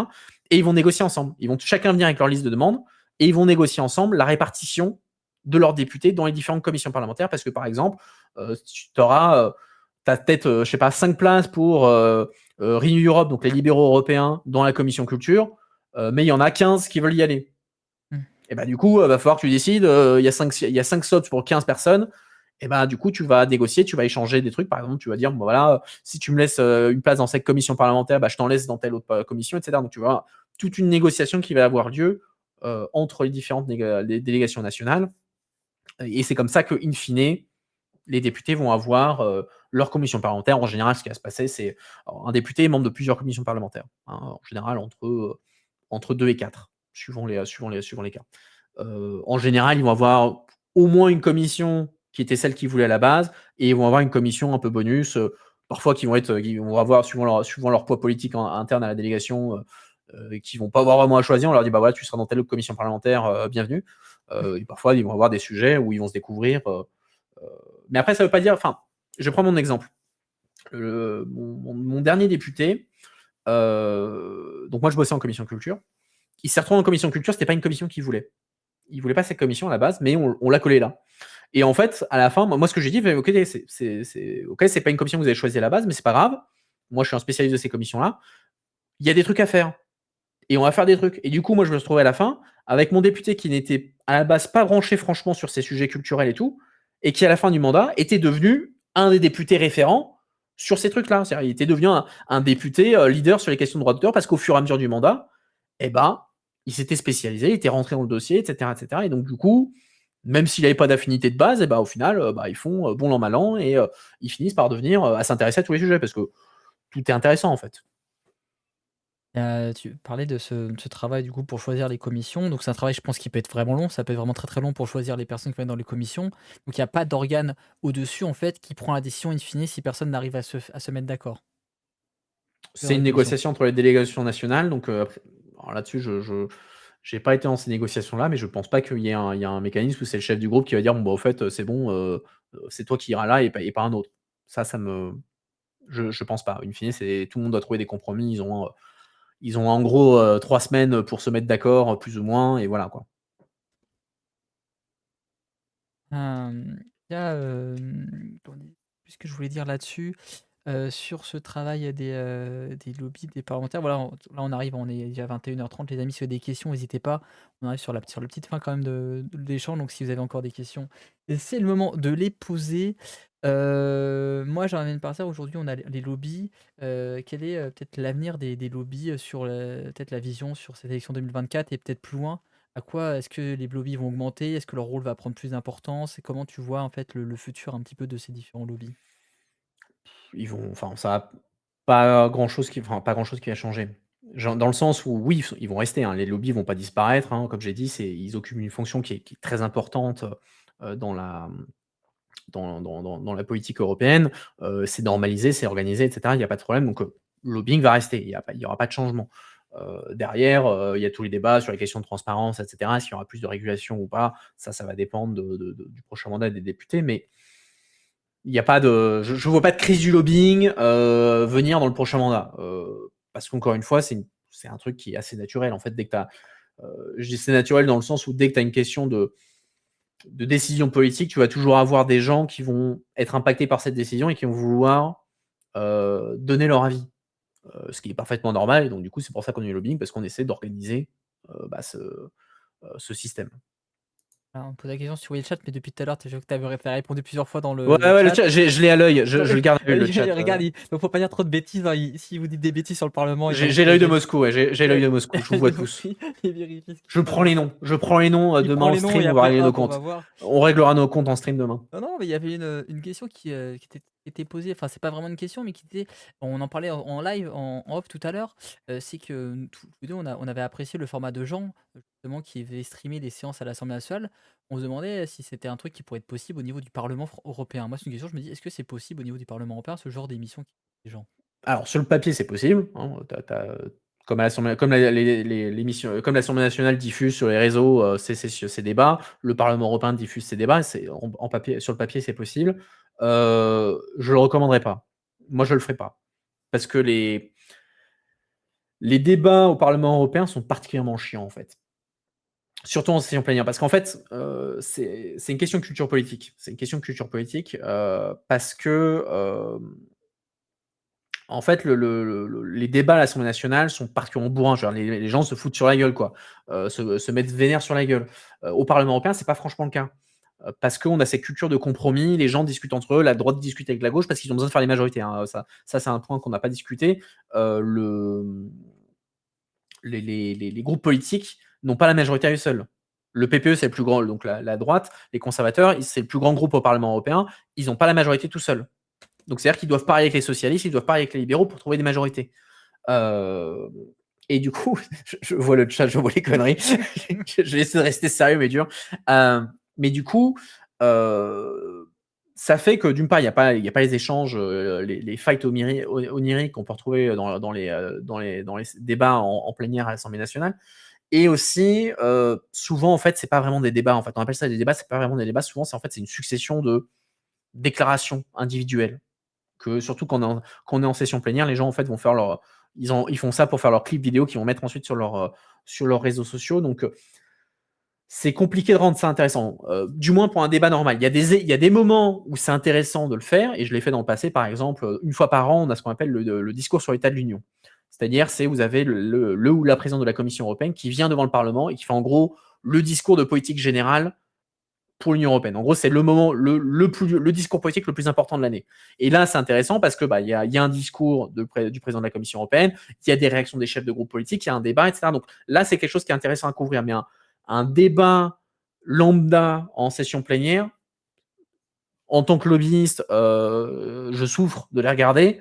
Je n'irai pas les infliger à quelqu'un d'autre. Et pour moi, c'est un des gros manques, c'est un des gros problèmes du Parlement européen. Le Parlement européen n'a pas réussi encore à trouver un modèle pour rendre intéressant vraiment pour l'extérieur des débats. Moi, on me demande souvent, ah tiens, si tu pouvais changer ce que tu voulais dans le Parlement européen, qu'est-ce que tu changerais? Tu changerais les traités? Je fais non, moi je ne changerais pas les traités. Le premier truc que je changerais, c'est je créerais l'équivalent de session de questions au gouvernement et faire un truc qui est intéressant pour les gens à suivre et pour les médias à suivre. Pour que en fait, l'idée, ce serait que une fois par mois, tu dis aux gens, il y a 1 heure où vous allez avoir un concentré de politique européenne, les médias peuvent suivre, les gens peuvent suivre, etc. etc. Moi, c'est quelque chose que j'aimerais bien voir un jour émerger au Parlement européen parce que sinon, c'est compliqué en fait d'aller dire aux gens ah mais en fait c'est trop bien ce qui se passe au Parlement européen, regardez, tu c'est un peu galère. Et déjà, je prends un peu le contrôle là parce que je vois le chat, désolé. Là, il y a déjà plusieurs fois dans le chat, j'ai vu des gens qui faisaient référence à Parlement, la série Parlement. Je sais pas si tu as regardé. Ouais, j'avais prévu de la faire en live cette semaine, donc regardez un petit peu. Et ben, il se trouve que moi, je l'ai fait. Et j'avais un accord avec France Télévisions qui me permettait de le faire. On a regardé en direct la série, tout c'était stylé. Et Parlement, en fait, c'est très bien parce que même si c'est une parodie, c'est une comédie, c'est pas une représentation fidèle de la politique européenne. En revanche, ça fait un très bon boulot, de mon point de vue, pour expliquer des concepts de culture politique européenne qui n'existent pas en France.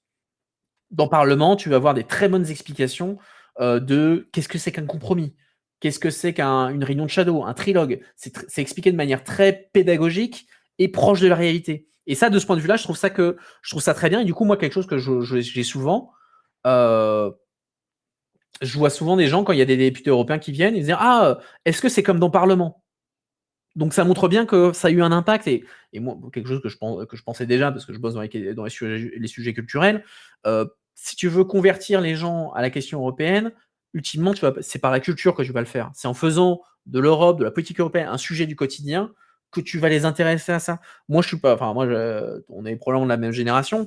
Moi, je suis pas devenu européen particulièrement parce que la paix en Europe, etc. Oui, très bien, j'avais ça dans les livres d'histoire. C'est ironique de parler de ça maintenant avec la guerre en Ukraine, mais à l'époque, quand on était étudiant, c'était pas le cas.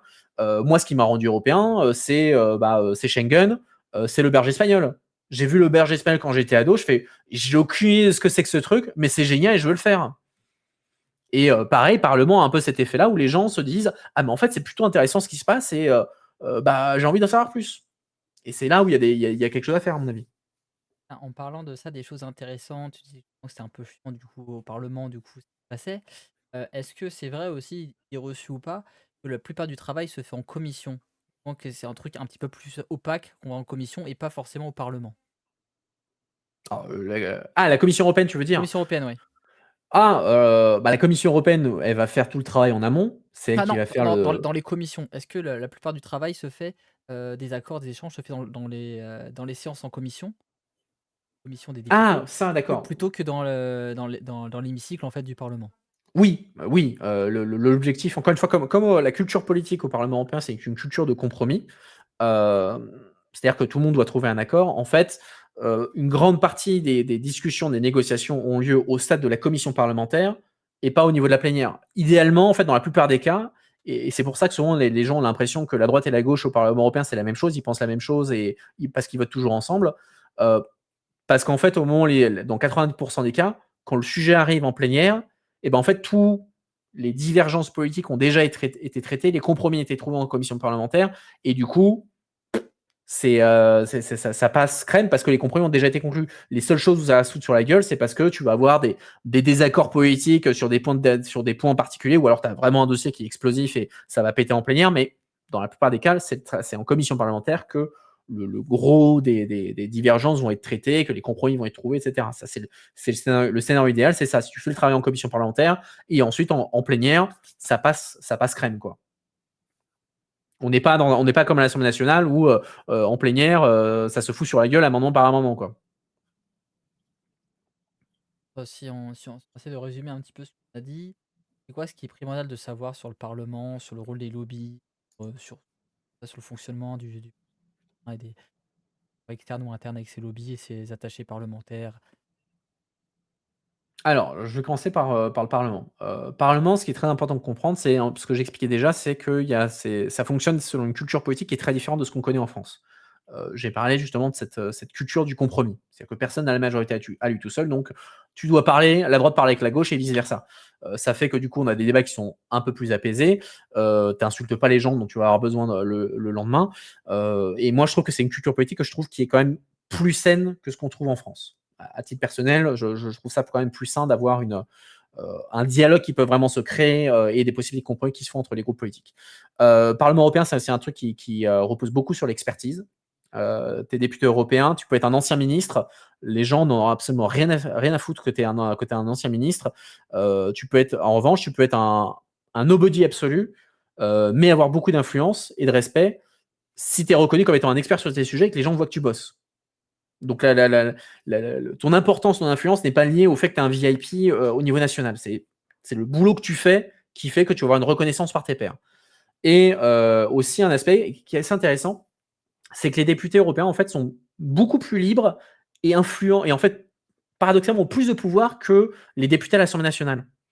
Parce que au niveau au Parlement européen, vous n'allez pas avoir de 49.3, vous n'allez pas avoir vous avez très peu de discipline de vote, vous n'avez pas la commission qui force les députés à revoter parce qu'il y a des amendements qu'ils n'aiment pas qui sont passés. Donc les députés peuvent vraiment décider de faire ce qu'ils veulent. Ils votent comme ils veulent, ils font leur travail parlementaire, ils ont une vraie influence sur les choses, et ça fait qu'ils ont beaucoup plus de pouvoir au final. Et qui plus est, vu les compétences européennes sur beaucoup de sujets, c'est beaucoup plus important que les compétences nationales. Et du coup, moi j'ai eu plusieurs cas où des gens qui ont été députés à l'Assemblée nationale et députés européens me disent si j'ai à choisir, on me propose d'être député national ou député européen, je préfère rester député européen parce que j'ai plus d'influence, je suis libre de faire ce que je veux et je peux faire les choses. La seule chose qui manque, c'est que à l'Assemblée nationale, ils iront à BFM, ils auront l'assistant, ils auront l'attention médiatique. Mais sinon, quelqu'un qui est intéressé par l'influence, par la liberté de mandat,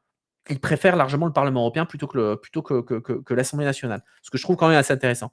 Et donc ça, on va dire, c'est sur la partie un peu Parlement européen. Et après, sur le côté lobbying, ce qui est important de savoir, encore une fois, c'est que c'est quelque chose qui est normal, qui est important en démocratie, parce que les gens n'ont pas la science infuse et euh, ils ont besoin d'input de l'extérieur. Ils ont besoin de savoir qu'est-ce qui se passe sur le terrain. Ils ont besoin de savoir comment est-ce que les lois qu'ils vont voter influent les personnes, les gens, les différents secteurs économiques, et recueillir les éléments pour qu'ils puissent à la fin prendre une décision en toute connaissance de cause. Il n'y a rien de pire en termes démocratiques que un décideur politique qui prend ses décisions au doigt mouillé, sans consulter les gens. Et ben, les lobbies, ça fait partie de ce travail de consultation. Il faut que ça se fasse dans la transparence, avec des règles évidemment. Faut pas que ça soit open bar non plus, mais c'est quelque chose qui n'est pas un problème. En France, on a vraiment une idée négative du lobbying. On associe souvent ça à la corruption. Ça n'est pas quelque chose de mal, le lobby. Au contraire, ça peut être quelque chose c'est quelque chose qui est très utile et qui se fait même au bénéfice des gens, in fine. Encore une fois, les gens pensent souvent que les ONG ne sont pas des lobbies. Une ONG est un lobby. Elles peuvent dire le contraire autant qu'elles veulent. Elles sont des lobbies. Elles ont le même badge que moi. Elles font le même boulot que moi. Donc voilà. Comme si, elles utilisent le terme de plaidoyer à la place de Oui, lobby. voilà, mais c'est de la com. C'est de la com, en fait. C'est rien de plus que de la com. Parce qu'elles ont un intérêt à se distinguer des lobbies où elles disent ah ouais, le lobby c'est techniquement de l'intérêt privé. Nous on représente l'intérêt général, ce qui est une grande simplification. Une ONG ne représente pas automatiquement l'intérêt général. Ça n'est pas la fonction d'un lobby d'une ONG de représenter l'intérêt général. Parce que, enfin, je vais te donner un exemple. Les lobbies anti-avortement, c'est des ONG. À titre personnel, je ne pense pas que ça soit particulièrement une représentation d'intérêt général. Donc au mieux, une ONG, ça va représenter une vision, leur vision de ce qu'est l'intérêt général. Tu peux être d'accord, tu peux ne pas être d'accord, mais voilà. Et pareillement, tu peux avoir des intérêts privés qui participent à l'intérêt général. Tu es un éditeur de presse, journaliste, etc. Tu vas défendre un intérêt privé. Un journal, il est là pour faire de l'argent, etc. Mais en même temps, tu vas défendre la liberté d'expression, tu défends la liberté de la presse, etc. Et ça, c'est des choses qui participent à l'intérêt général. Donc, il y a une opposition un peu artificielle entre ONG et, on va dire, intérêt privé. Et intérêt privé et ce que les gens prétendent être de l'intérêt public, du bien commun, mais c'est pas exactement ça. Et qui est malheureusement une mauvaise représentation de ce qu'est en réalité le lobbying. Et justement, là, tu parlais du préféré député européen plutôt que député national. Comment tu hiérarchises un petit peu les élections européennes? Parce qu'on fait ce live un petit peu pour les élections européennes Mmh. de dimanche pour expliquer un petit peu comment ça fonctionne.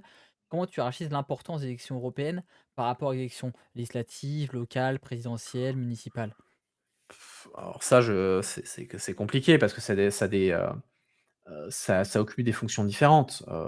Toutes les élections sont importantes à leur niveau, hein. L'élection présidentielle, évidemment, en France, c'est très important parce que c'est le chef de l'État. Les élections législatives, c'est important parce que c'est l'Assemblée nationale. L'élection municipale, c'est important parce que c'est ta ville. Donc toutes les élections sont importantes. Je vais pas faire une hiérarchisation en disant: «Ah ouais, les élections européennes, c'est plus important que les élections présidentielles ou les élections législatives». Elles sont toutes importantes, heu et il faut pas sous-estimer leur importance. C'est-à-dire que souvent, on a un peu l'impression que les élections européennes, c'est un truc qui est pas très important, on s'en fout, c'est une élection secondaire. Alors qu'encore une fois, enfin, vu l'impact de l'Europe sur nos vies quotidiennes, j'ai envie de dire, c'est quand même plutôt important qu'on ait notre mot à dire sur ce qui se passe, sur ce qui se fait en notre nom à Bruxelles et Strasbourg. Et encore une fois, il y a parfois la perception que les élections européennes, les gens s'en foutent. C'est pas toujours vrai, hein. Par exemple, en 2019, la participation aux élections européennes a été supérieure à la participation aux élections législatives de 2017 et 2022. Donc, il y a j'espère que ce sera encore le cas en dimanche, aux élections, mais heu voilà, moi, j'irais pas faire une hiérarchisation à proprement parler des élections parce que ça dépend de chacun et toutes sont importantes à leur niveau. Mais il faut pas les sous-estimer ou en faire l'une, le la préparation de l'autre. C'est-à-dire, faire ceux qui te font, disent: «Ah, en fait, les élections européennes, on s'en fout, c'est une élection nationale», ou, «C'est uniquement la préparation des présidentielles». Non, les élections européennes, c'est les élections européennes, ça se fait sur des questions européennes, des enjeux européens. Et malheureusement, ça, on l'a pas beaucoup vu dans ces campagnes. On a peut-être une dernière question avant de passer aux questions de fin d'échange. Si vous avez des questions, bah, c'est le moment de les poser. Une question que je trouve pas stupide, hein, de la part de Stéphane, mais plutôt intelligente. Est-ce qu'il y a un lobby pour créer une ligne de train Strasbourg-Bruxelles? Bah, elle existe déjà cette ligne, Strasbourg-Bruxelles. Il y a un TGV maintenant, enfin il y a un train qui fait la ligne, Il y a un train qui Strasbourg-Bruxelles, il fait me je semble. sais pas, j'ai pas checké, bah, Il y on a un se pose la TGV, ouais, il y a question. un TGV qui fait il passe par le Luxembourg, mais oui, il y a une ligne maintenant qui existe, Strasbourg-Bruxelles. Heu et paradoxalement, oui, il y avait un lobbying qui était fait notamment par la ville de Strasbourg parce que, enfin, le Parlement européen est en fait divisé entre Bruxelles et Strasbourg. C'est-à-dire le gros du travail parlementaire se fait à Bruxelles, mais vous avez les sessions plénières qui se font à Strasbourg. C'est dans les traités, enfin bref. Et du coup, il y a un certain nombre de députés européens qui sont un peu vénères de devoir se taper le voyage à Strasbourg une fois par mois. Ouais, parce que Et du ouais, coup, parce que c'est compliqué à y aller, et cetera. Et donc, du coup, tu as la ville de Strasbourg qui fait toujours du lobbying. Voilà, il faut faire une ligne pour faciliter l'accès à Strasbourg, et cetera, pour que le Parlement reste à Strasbourg. ouais, ça parce que ouais, comme Stéphane, moi j'ai vu pas mal de fois où il disait qu'il était passé par Paris pour aller de Ouais, Strasbourg à Bruxelles. Et il y ouais. a ils font pas direct, Bah, mais en ils fait, passent par Paris.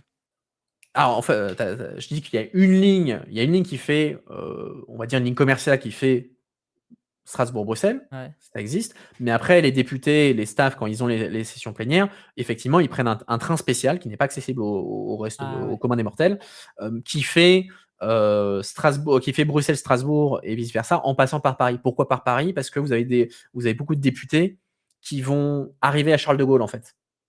Ils descendent de l'avion à Charles de Gaulle et ils montent dans le train pour ensuite pour arriver à Strasbourg. Donc c'est pour ça qu'il y a cette étape via Paris.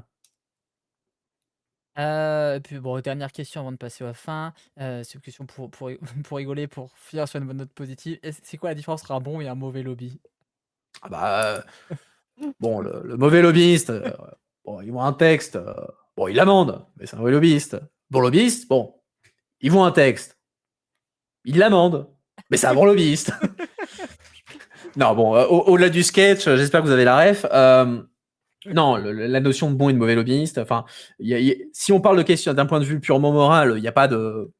Ça dépend de chacun et moi j'aime pas trop l'idée de bon et de mauvais lobbyiste. Si d'ailleurs on parle de compétences, le mauvais lobbyiste c'est quelqu'un qui va être dans l'attaque personnelle, qui va avoir des méthodes pas très ouf en termes d'un point de vue éthique, etc. Et le bon lobbyiste c'est quelqu'un qui va se baser sur une relation de confiance, sur de l'information, quelqu'un en qui on peut avoir confiance parce que encore une fois, le, la, la, la, la, l'essentiel d'une relation en politique, qu'elle soit dans une relation entre personnalités politiques, entre un lobby, et des décideurs, c'est la confiance. Il faut que les gens à qui tu as parlé, à qui tu dois donner l'information, eh ben, ils puissent se dire: «OK, il est pas en train de m'arnaquer, il me dit des trucs qui sont legit». Et donc voilà, après c'est une question, comment est-ce que tu gagnes cette confiance? Comment est-ce que tu convaincs les gens, bah, de te suivre et de faire ce que toi tu aimerais, faire, quoi. OK. Eh bien merci, si tu des questions, c'est bon de les poser. Je pense que si tu es d'accord, je pense qu'on a fait le tour des questions, sauf si tu as d'autres choses à aborder et qu'on passe sur les petites questions Non, de je pense fin. qu'on a fait le ouais, je pense qu'on a fait On le a tour fait un là. bon tour. Voilà, bah, en tout cas merci à toi, donc sans aucune transition. Est-ce que tu aurais une citation représente un train de vie en rapport ou non avec le sujet partagé? Alors moi, évidemment, je vais vous sortir un truc sur l'Europe, hein, évidemment, je suis un peu monomaniaque. Moi, une de mes citations préférées, c'est, une citation d'un Belge, un monsieur qui s'appelle Paul-Henri Spaak, qui est, un des pères de l'Europe, un ancien premier ministre belge et qui disait, «Il y a que 2 types d'États en Europe, les petits et ceux qui ne savent pas encore qu'ils le sont».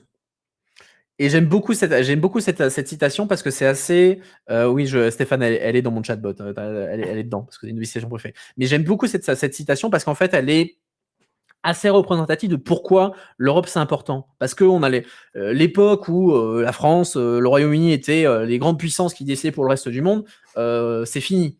Aujourd'hui, alors déjà c'était suite à la Seconde Guerre mondiale et encore plus aujourd'hui, si tu veux peser, c'est au niveau européen.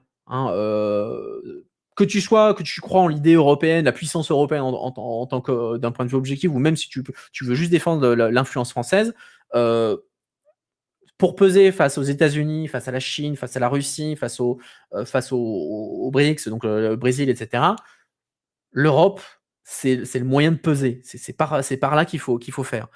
Donc oui, de ce point de vue-là, je trouve que c'est une citation que j'aime beaucoup, et c'est une des raisons qui m'a amené aussi à être un grand défenseur un des grands défenseurs de l'Europe. Pour la blague, on me demande comment ça s'est fini, est-ce qu'Emmanuel Macron est au courant?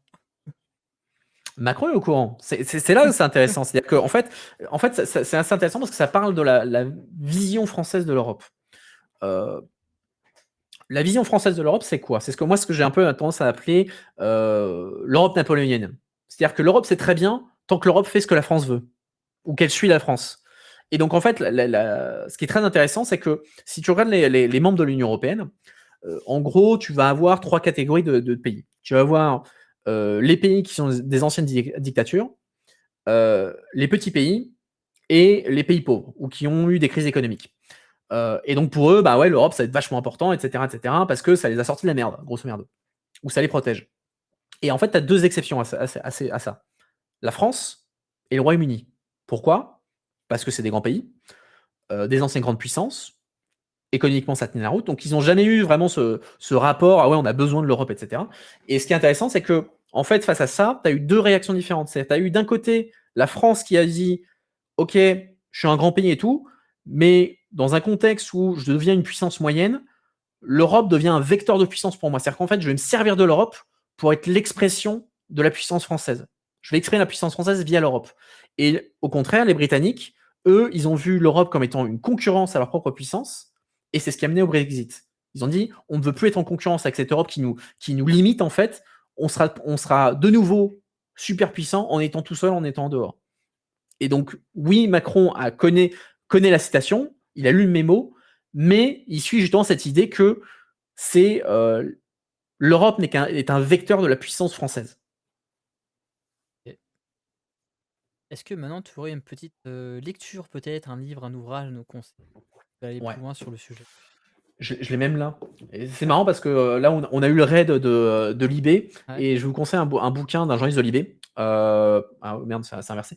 Jean Quatremer, qui a écrit, donc journaliste à Libé, qui a écrit Les salauds de l'Europe. ça va, c'était pas inversé, ça passait bien. Ah, ça passait bien, parce que moi, chez moi, c'est inversé. Bon, bah, les salauds de l'Europe, c'est un bouquin qui est assez intéressant, que j'aime beaucoup, parce qu'en gros, il prend, donc Jean Quatremer, qui est le correspondant à Bruxelles de Libération, euh, et en gros, il prend les idées eurosceptiques, les raisons pourquoi les gens bâchent l'Europe, et il va commencer tous ces chapitres par, en gros, tous les arguments qui supportent pourquoi l'Europe, c'est de la merde, et après, il va retourner ces arguments, il va expliquer pourquoi ces arguments, en fait, ne tiennent pas la route, quels sont les éléments qui expliquent ça. Et ça, du coup, c'est un bouquin que je trouve très pédagogique pour expliquer l'intérêt de l'Europe, pourquoi l'Europe c'est important et ce qui s'y passe en réalité. Donc moi, à chaque fois, je recommande ça, c'est un très bon bouquin. Ok, bah merci. On est sur Twitch. Tu aurais peut-être une chaîne Twitch qu'on connaît pas, nous recommander, que tu apprécies peut-être sur le sujet? Ah, alors pour le coup, je vais avoir du mal à vous proposer des chaînes que vous connaissez pas, parce que moi évidemment, je parle politique, donc en politique, évidemment, je vous parle, je peux pas ne pas vous parler de Jean Massier et de Hugo Perchoir, donc là-dessus, il y Ouais, a pas de, je pense, peut pas qu'il y ait des gens qui ne connaissent pas beaucoup ouais. ça. Et après, j'ai un peu le monopole sur les questions européennes. Sur Twitch, à part moi, je connais, chez les Français, il n'y a pas grand monde. Il n'y a même personne que je connais qui fait du Twitch sur la politique européenne. Donc j'ai un monopole. Donc moi, je recommande les chaînes politiques un peu généralistes, style Jean Massier, Hugo Perchoir, pour Mmh. déjà comprendre les mécaniques de la politique. Et après, derrière, moi, je suis là pour parler d'Europe et politique internationale quand vous voulez. On embrasse aussi le copain Hugo qui nous a raid grâce à Libé tout Tout à à l'heure fait. justement. Et la politique, plutôt nationale du coup de son côté Tout qui à fait fait. l'interview du coup des députés comme tu fais toi aux députés européens, mais plutôt lui députés, nationaux. Est-ce que tu aurais, un podcast à recommander?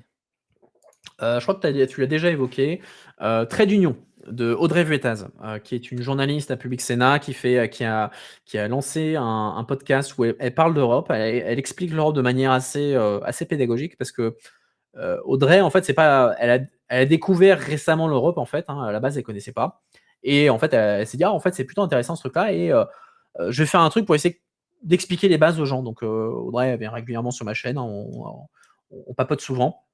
Donc je vous recommande, Trait d'union de Audrey Vetaz pour comprendre les bases en matière d'Europe. Vraiment, on l'a accueilli justement sur la chaîne pour parler justement, bah, du fonctionnement un petit peu du parlement et de l'Union européenne donc Mmh. très sympathique, et un super podcast assez évidemment, parler d'une personnalité que je connaissais moins, que j'avais découvert qui était, Weiss, Weiss, il s'appelle Weiss, Oui, heu, Louise Weiss, Louis Louise Weiss Weiss, Louis Weiss du coup qui a un bâtiment du coup à son nom du coup au parlement, qui a eu un rôle tout im à fait. important. Je ne connaissais pas avant de l'échange avec Audrey donc très intéressant. Est-ce que tu aurais peut-être maintenant un petit conseil à donner aux gens? Suivez la politique européenne, hein. L'Europe, on a les élections, ce dimanche, mais l'Europe, c'est tous les jours. C'est pas juste une fois tous les 5 ans, hein. Faut savoir ce qui se passe, hein. Comme je le disais avant, l'Europe, ça impacte beaucoup nos vies, au quotidien et souvent les gens l'imaginent pas et du coup, ça peut être un peu intéressant de s'intéresser, de comprendre ce qui se fait un peu en votre nom, et souvent les gens se disent: «Ah bah, l'Europe c'est compliqué, c'est loin, on n'y comprend rien» et cetera. Alors qu'en fait c'est pas si compliqué que ça en fait l'Europe. De certains aspects, c'est même plus simple que la politique nationale. C'est juste que comme l'Europe on n'en parle jamais, bah, vous avez l'impression que c'est compliqué. Donc Mmh. moi mon rôle c'est un peu de vous simplifier les choses, mais en fait l'Europe c'est pas si inaccessible que ça et ça vaut la peine de s'y intéresser de manière régulière parce que, voilà, l'Europe c'est tous les jours, c'est pas tous les 5 ans. Et bien parfait. Et maintenant tu peux partager quelle est ta personnalité poétique historique favorite, vivante ou morte? Alors moi, je suis personnalité historique, préférée, c'est toujours un peu compliqué. Moi, une personnalité politique que j'aime beaucoup, c'est Jean-Claude Juncker. C'est l'ancien Ah! président de la Commission européenne, ancien premier ministre luxembourgeois, que j'aime beaucoup. Pourquoi? Que je trouve très intéressant parce que, d'une part, il a une particularité, c'est au jour d'aujourd'hui le seul, président de la Commission européenne qui a été, élu en vertu de ce qu'on appelle le système du Spitzenkandidat. C'est-à-dire en gros, il a été élu indirectement par le peuple. En 2014, en gros, il y a eu un système où les groupes politiques avaient désigné des candidats pour la ils disaient voilà, bah moi, la gauche, je veux ce candidat, la droite a dit je veux ce candidat-là, et du coup, pendant les élections européennes, quand il y a eu la campagne, euh, les partis politiques pouvaient dire bah voilà, si vous votez pour moi, non seulement voilà, vous avez mon programme, etc., mais vous permettrez à cette personne d'être élue. Et donc Jean-Claude Juncker était le candidat du PPE, de la droite, et du coup, ça lui donnait une légitimité démocratique que les autres n'avaient pas. Les autres candidats, les autres présidents de la Commission européenne n'avaient pas. Et il est aussi intéressant parce qu'il y a une personnalité qui est. Le mec est complètement barré. Il a un sens de l'humour génial. Et comme le gars, il est dans la politique depuis des décennies, depuis 30-40 ans, et qui est super cash. En gros, le mec, pendant son mandat, c'était le gars, tu l'emmerdais pas, quoi. S'il avait envie de clasher un État membre, il clashait les États membres. S'il avait envie de clasher quelqu'un, il clashait quelqu'un. Et ça faisait ça donnait une dimension très humaine, en fait, au rôle. Souvent, on se voit, la présidente de la Commission européenne, c'est quelqu'un qui est euh, très carré, très communiqué, enfin, très, très froid dans sa manière d'être. Et Jean-Claude Juncker était au contraire quelqu'un qui était très humain, en fait, dans sa manière d'être un président de la Commission européenne. Et je trouve que c'était une incarnation intéressante de la politique européenne que je trouve on a un peu moins aujourd'hui. Oui, c'est une sacrée canaille. Ah bah Jean-Claude, non mais Jean-Claude, il est, c'est un personnage Jean-Claude, Voilà. moi j'aime bien, moi j'aime bien. Alors j'allais te demander quel est du coup ton prochain défi personnel, professionnel, les 2? Survivre les européennes déjà pour commencer, j'ai encore une semaine, mais après non, mon défi moi j'ai ça reste quand même de continuer à rendre l'Europe plus accessible aux gens et dans le prochain mandat, bah, de continuer à inviter plus de gens, à venir faire des interviews chez moi, peut-être, percer un peu plus dans